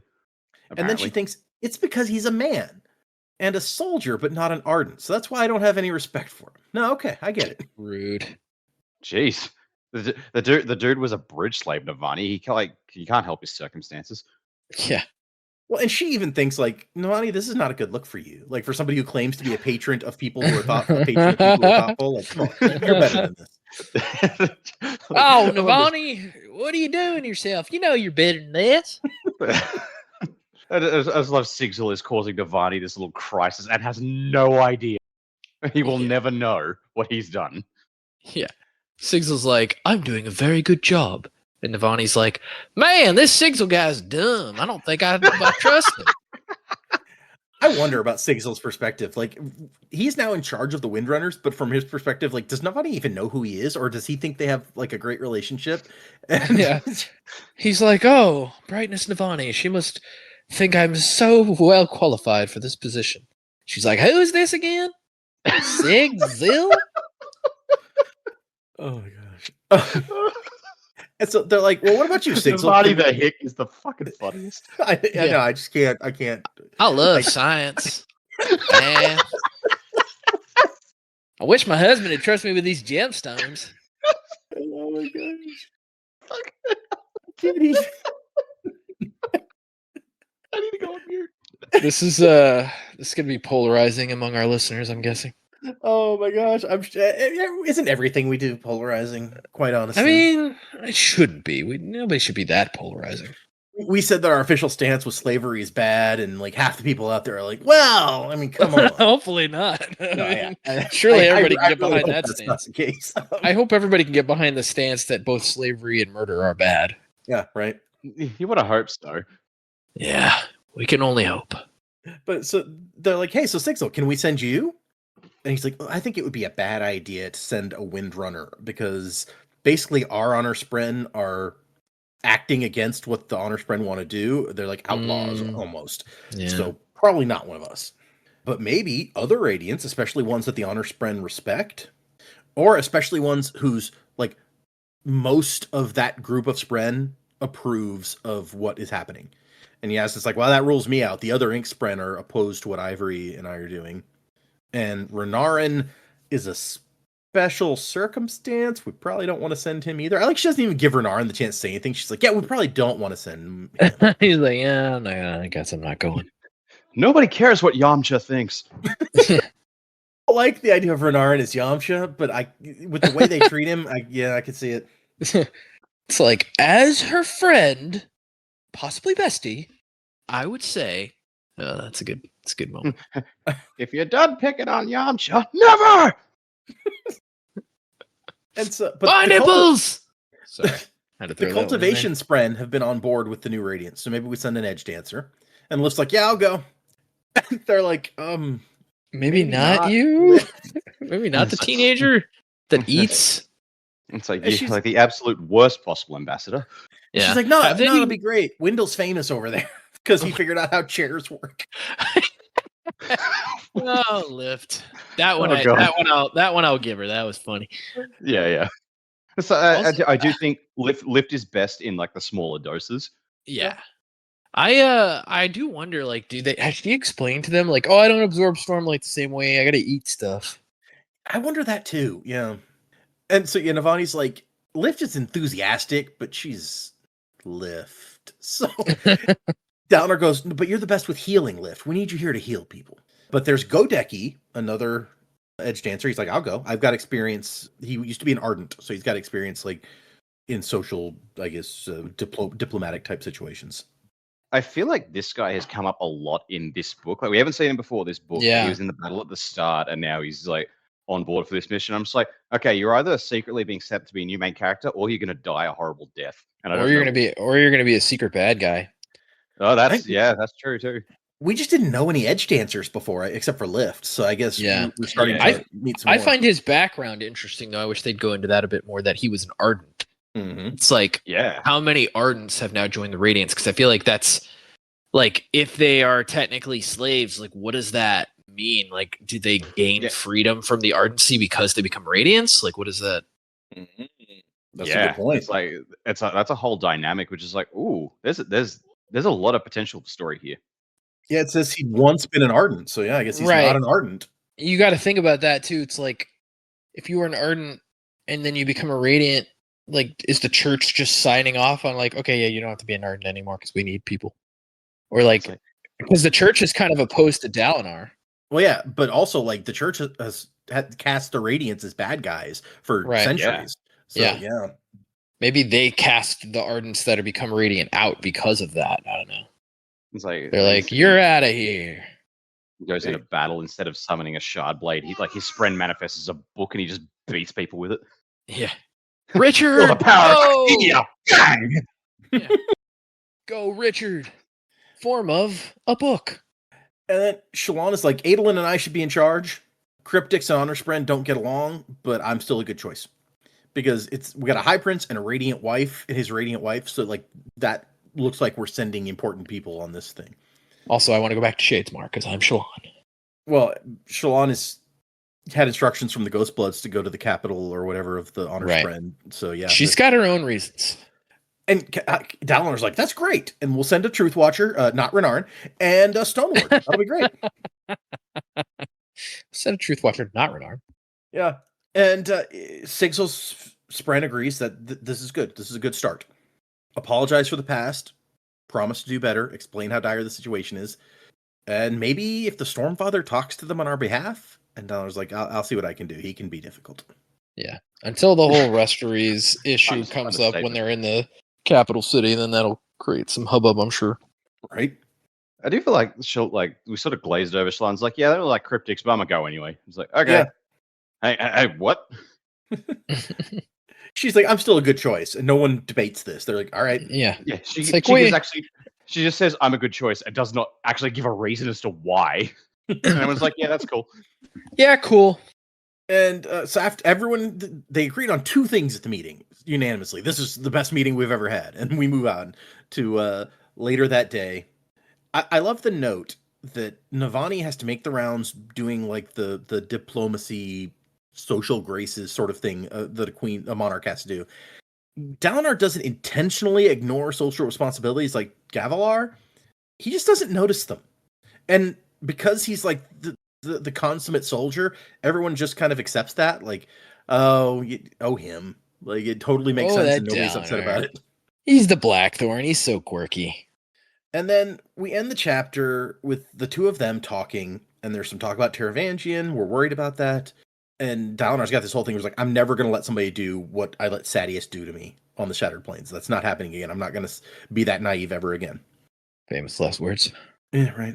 And then he says, me and Yasna are going to the battlefield. I need you, Navani, to stay here in the shower and be in charge of stuff while we're gone. But the unsaid thing is, I need someone to lead the Alethi in case Yasna and I are both killed in Taravangian's trap. Mm-hmm. And then they have a very sweet moment where like they love each other. They, before I leave, gonna make you feel special, and there's kissing, and that's the end of part one. And it's kind of a nice place to end. I feel like not the most like impactful, but like a nice little moment for them. Too gooey for me. And so, more next time. Sex. Yeah. We're gonna read 3 interludes and 2 chapters. So that's interlude 1, 2, and 3, and then chapters 20 and 21. So 5 for next time.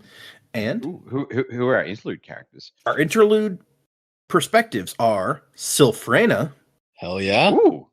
Shah Anat, Wait, what? and Taravangian. Interesting.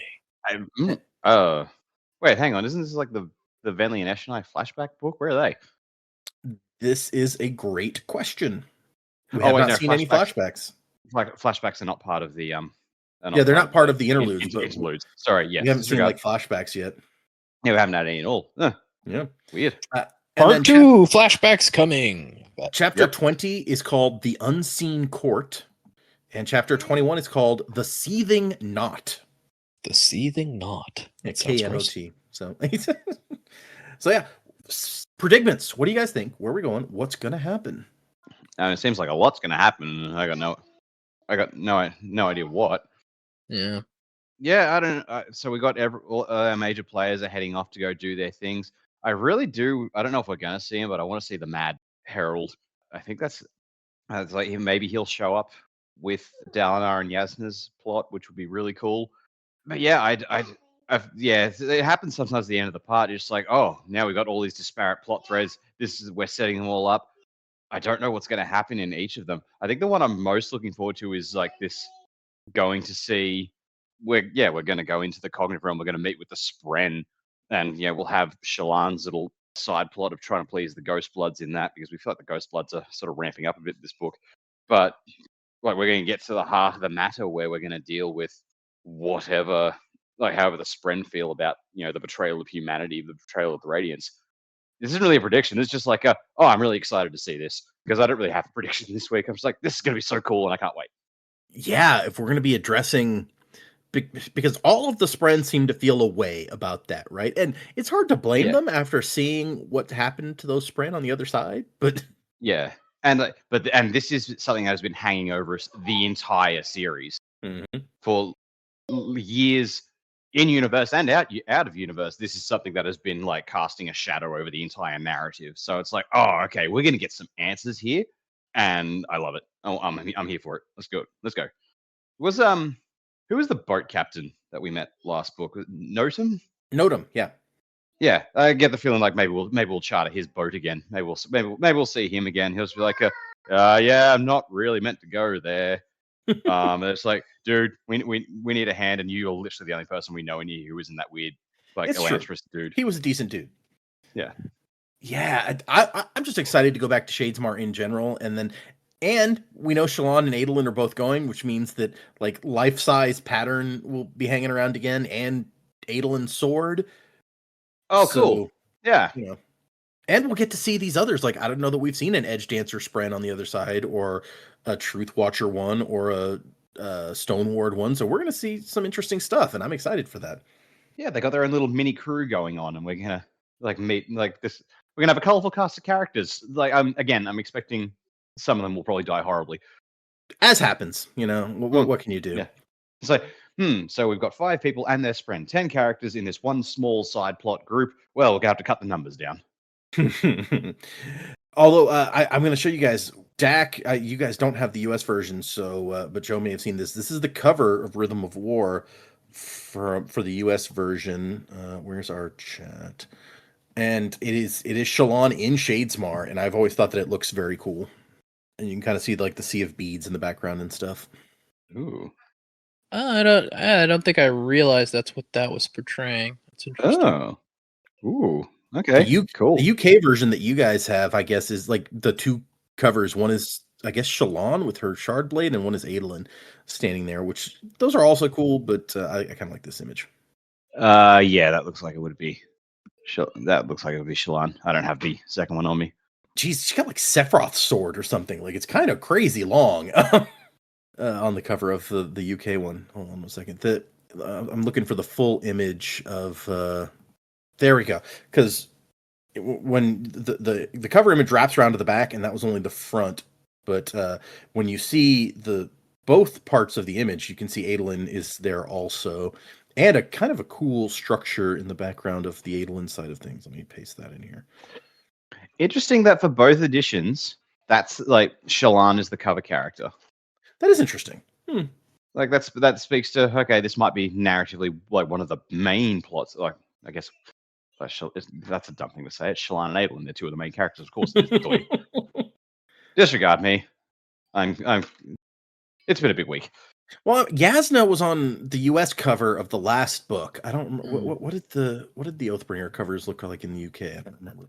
Was Yasna, or help me remember, Adolin's sword could manifest as a sword in Shadesmar? Because no, it's just it's. I think we find out that she's like a cultivation spren, like one of the Edge Dancer spren, because she looks like vines and stuff, but her eyes are all scratched out, and she just like stares. So he shouldn't have his sword if they're in Shadesmar. That's because like when they're in Shadesmar, he tried to summon his sword, and she just started screaming. Yeah. Right, but that's what I mean. Like, he's got a sword, so maybe that's also supposed to be Yasna on the UK cover. I don't know. Of Oathbringer. I'm gonna have to look up the UK cover of Rhythm of War. Oh yeah, hold on. I can share that too while we're.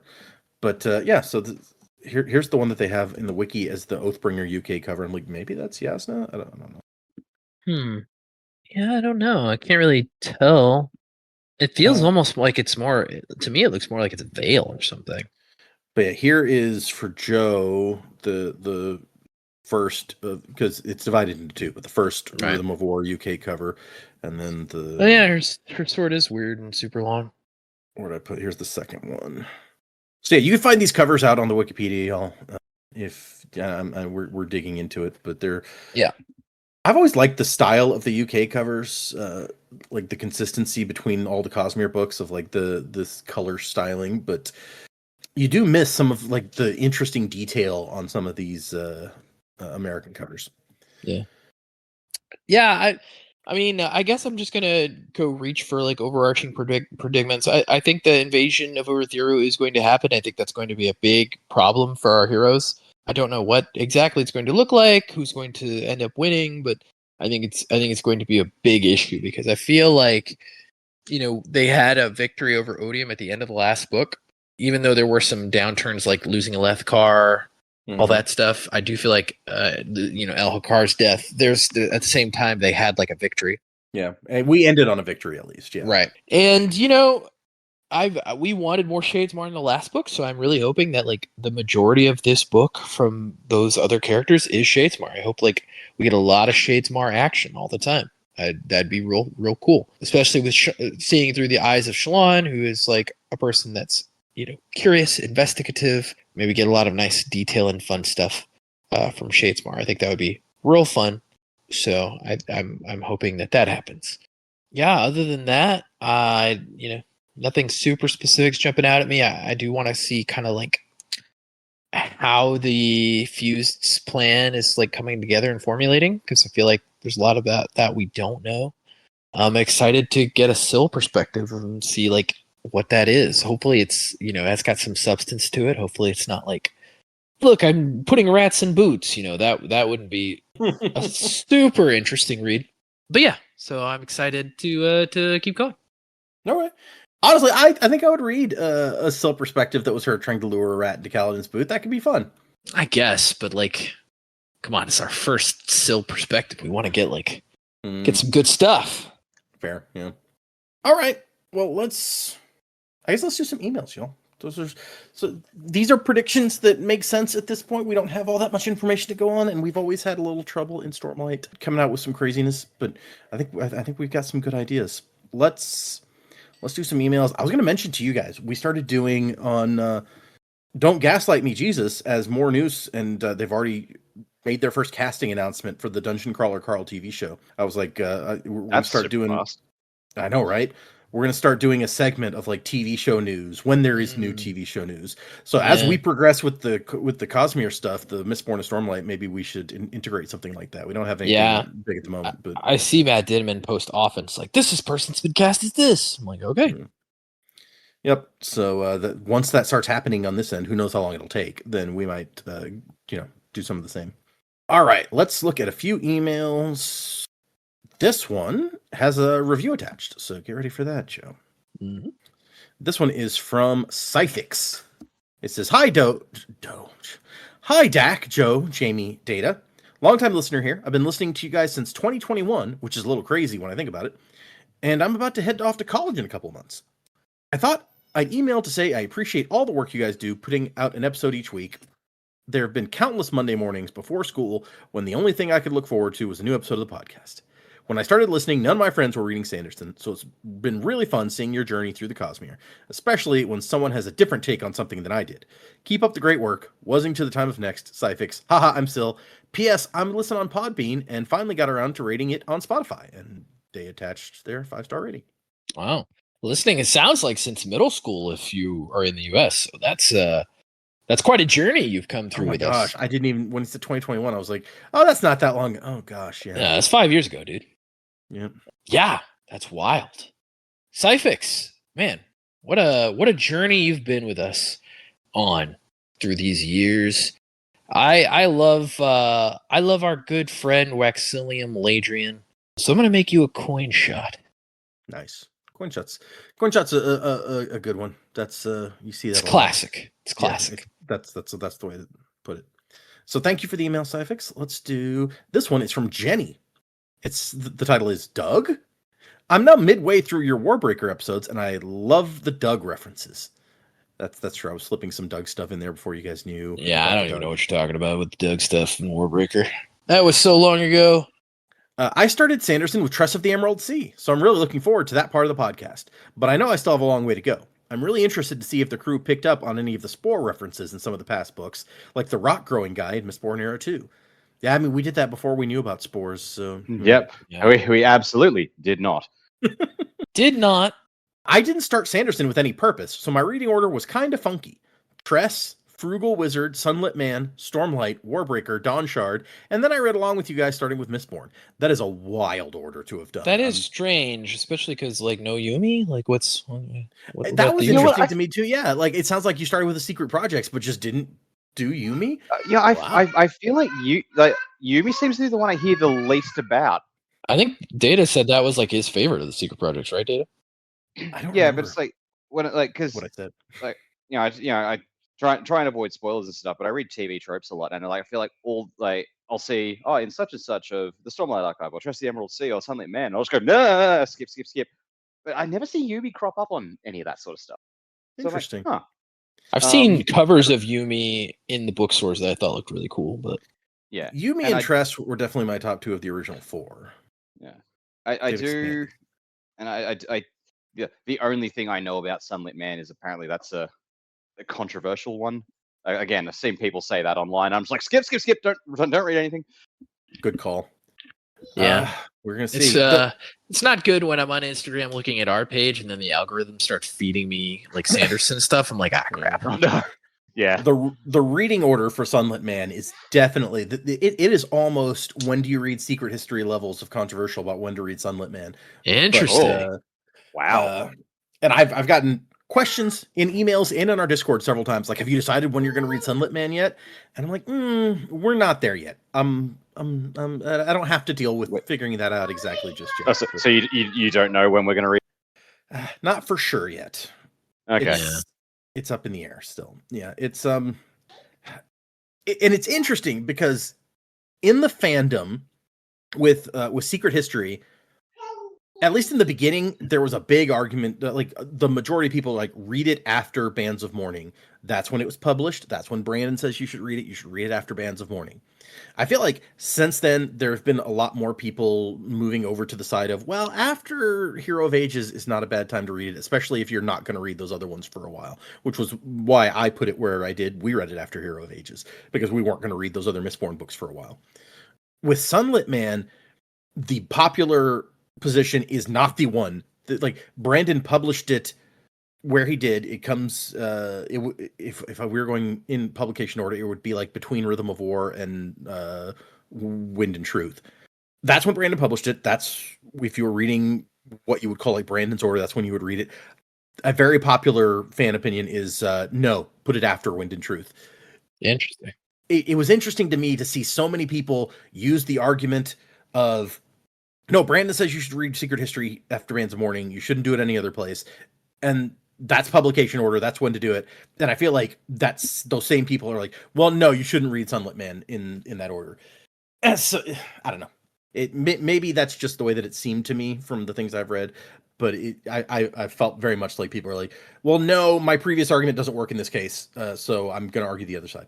It's like, I feel what they're really trying to say is, I'm going to hide behind the publication order to tell you what I think is the best way to do it.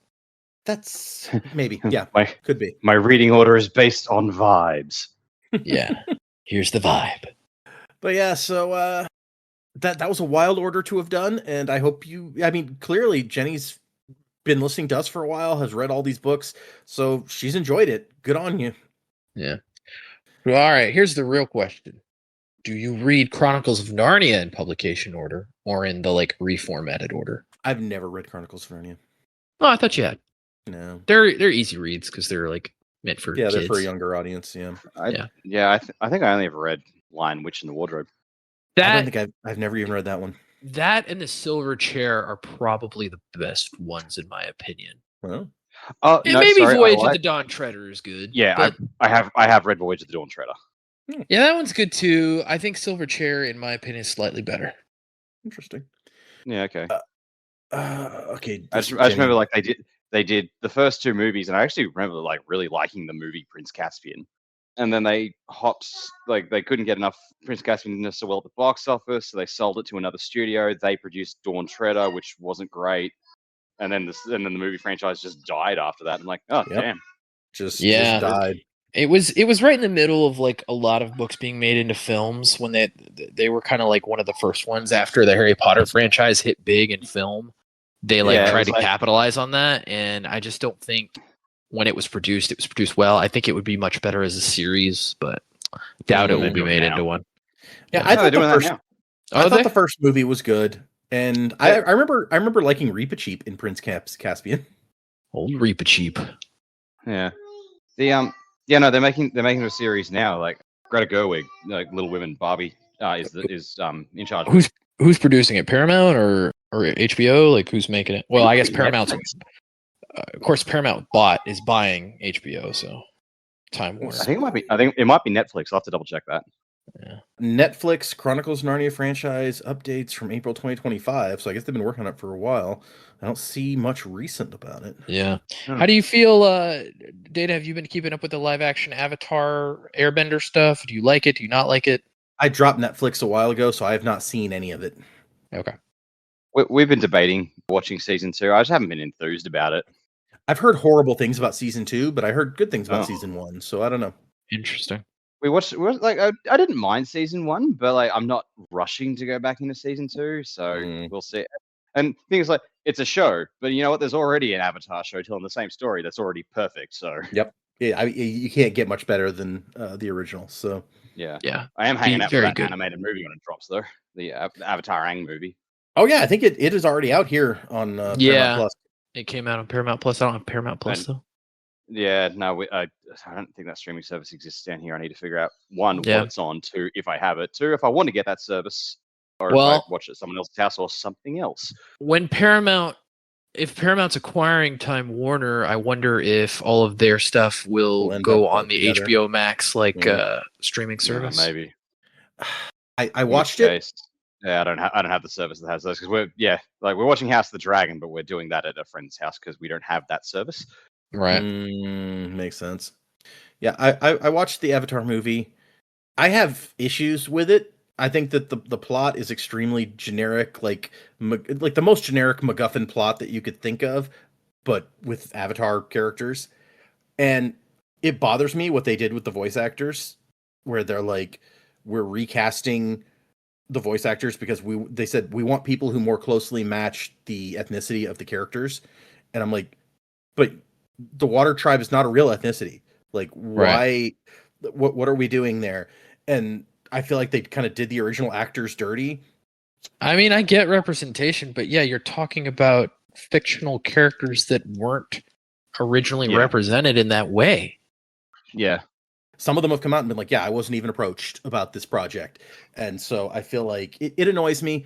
Some of the voice actors do an okay job sounding like trying to be loyal to what the characters kind of sound like. And then some of them, like the guy Roku shows up for like a whole second and it sounds not even trying to be anywhere close. And I was like, why even have him if if it's going to be a completely different thing? Anyway, we Yeah. won't get any more deep into it. We're fans crying out about something that like the majority of the people who are probably consuming that media may be like much newer to it and like don't care. That's But true. But I will say that at the end of the day, after getting to the end of the movie, I was just like, there is something about being back in this world, back with these characters that, despite all of the issues I had with the movie, I'm just like, I loved this experience. give you the Because nostalgia feels. It probably is a lot of that, but I'm just like, getting to see Katara and Aang and Sokka and stuff be badass again and do cool, like, it felt really good. Not be old or So- dead. Yeah. I mean, Katara's cool in Korra, but she's not as badass as I like seeing adult Katara just kick ass. It's awesome. Sure. yeah. Well, I mean, like the whole thing about Korra was specifically, we don't just want to have the original cast solving everything. We want the new cast, and it's like that's totally fine. I get that. Yeah. But yeah, it is cool. Then it's like, oh, we got this other movie, and we get to see like the original cast because it's still this one is actually still about them, so they can do their thing as adults, and it's awesome. Yeah. Right. Water Tribe. Anyway, let's finish Jenny's email. I had no idea what I was getting myself into, and my favorite part is catching Easter eggs and connections between all the different worlds in the Cosmere. I'm looking forward to hearing the connections the crew makes. Still love listening to you guys and expanding my knowledge of the Cosmere. Wasing to the time of next. Colo, do you guys even still say this? Jenny. Yes, Jenny, we do. Yes, we do. You can't stop us, Jenny. Don't even try. Don't Terminator us. Don't go back in time and try to stop us. It's not going to You just wait for what we add to it. happen. We've got another review on this one, so get ready for that. This is a very From short Jenny or a new No. one? No, the new one. Sorry. Oh, Thank you, okay. Jenny. This one is from K, just K. Hi, this question goes out to Dak. Am I correct in remembering that you're an actor or voice actor of sorts? If so, how do you feel about that? If not, what is your secret nerdy passion? Everyone can chime in with whatever they want, of course. I mean, it's a lot of fun. I suck at actually picking up parts, but when I do get to do it, I have a lot of fun with it. But as I've talked about multiple times on this show, it's like with the X-Men show I'm working on, I'm actually doing a lot more writing than voice acting at the moment, and it's great. We do have an episode being edited at the moment that I wrote, and I get to play the main villain in. Nice. And like this, it's not like part of the main season. It's just like kind of a between two other episodes. I'm just like, hang on, I've got these two characters together talking, and there's a villain I always loved who didn't get done in the show originally. So I messaged the guy. It's like, hey, what if between these episodes I wrote something which is like a flashback to this part of X-Men history, and we bring this villain in. We never have to use him again that way, but at least we can say we did him. And he's like, I gave him my pitch for the outline. He's just like, okay, that sounds kind of fun. I'm like, yes. And then he's like, and then like I auditioned for the bad guy. He's like, yeah, you got it. I'm like, yay! Nice.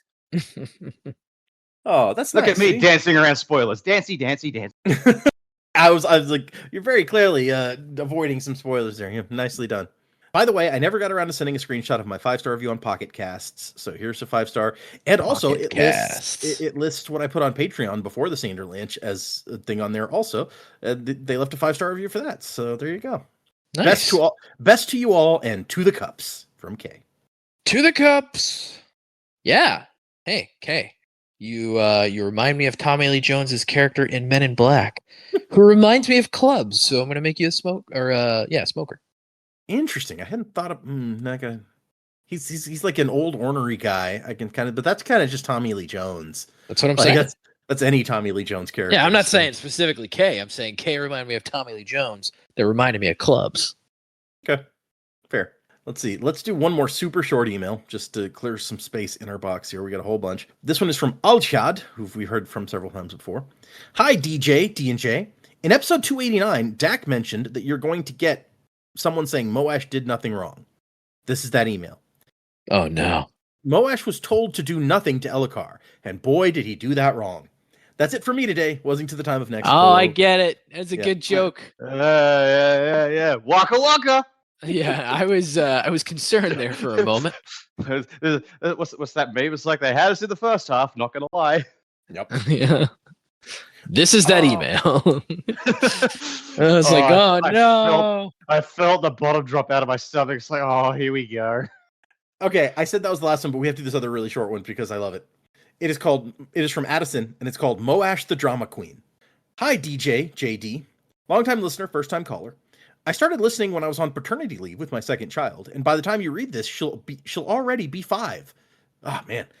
On episode 289, y'all brought up how much of a drama queen Moash was at the meeting of the Fused, what with keeping his undismissed honor blade out, and it goes even further than that, because back in chapter 6, when Navani sees him, she notes that he's wearing a black Bridge 4 uniform with no patch, which means he had to go and get someone to custom make him an evil Bridge 4 uniform, or even worse, make it himself. All the while telling himself how cool and edgy it was. Really gives off emo Peter Parker vibes, and then they included this GIF. My God, Yeah. he's trying to be Venom to Kaladin Spider-Man. You're right. It's pretty awesome actually. Also, I like how we had 2 emails in a row that like reference specifically our podcast episode 289. That is Yeah. funny. Yeah. Guess people like that one.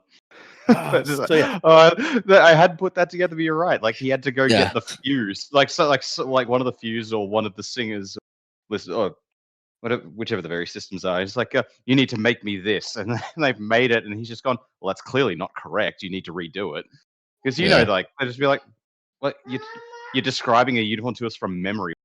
Mean, dude." He's like, "No, buttons over there, no shoulder patch." But like make it look like there was a patch, but tear it off. I'm like, what?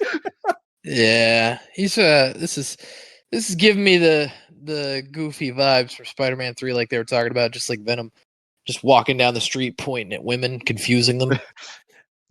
you know, like Moash is walking through like the streets of Alethkar with all like the subjugated people and like all the Pash of various flavors, and he's just doing like the pelvic thrusts and like the dance moves around them as well, and everyone's like, "What's wrong with that guy?" Yeah, that guy's weird. Like all the subjugated humans are just like, "Phew, glad we're not that guy." Yeah, right. I kind of love the picture even more of him like sitting in a dark room, like sewing his own uniform. He's like, man, this is gonna look so cool when I'm done. Yeah. Wait till And they then- see me. Yeah, he's like, wait till Kaladin sees this shit. He's gonna be like, whoa. And I'm gonna be like, yeah, I'm badass, aren't I? I really wanted him It's to like after- mention it on page, just like, you Kaladin, check the Did you see Kaladin?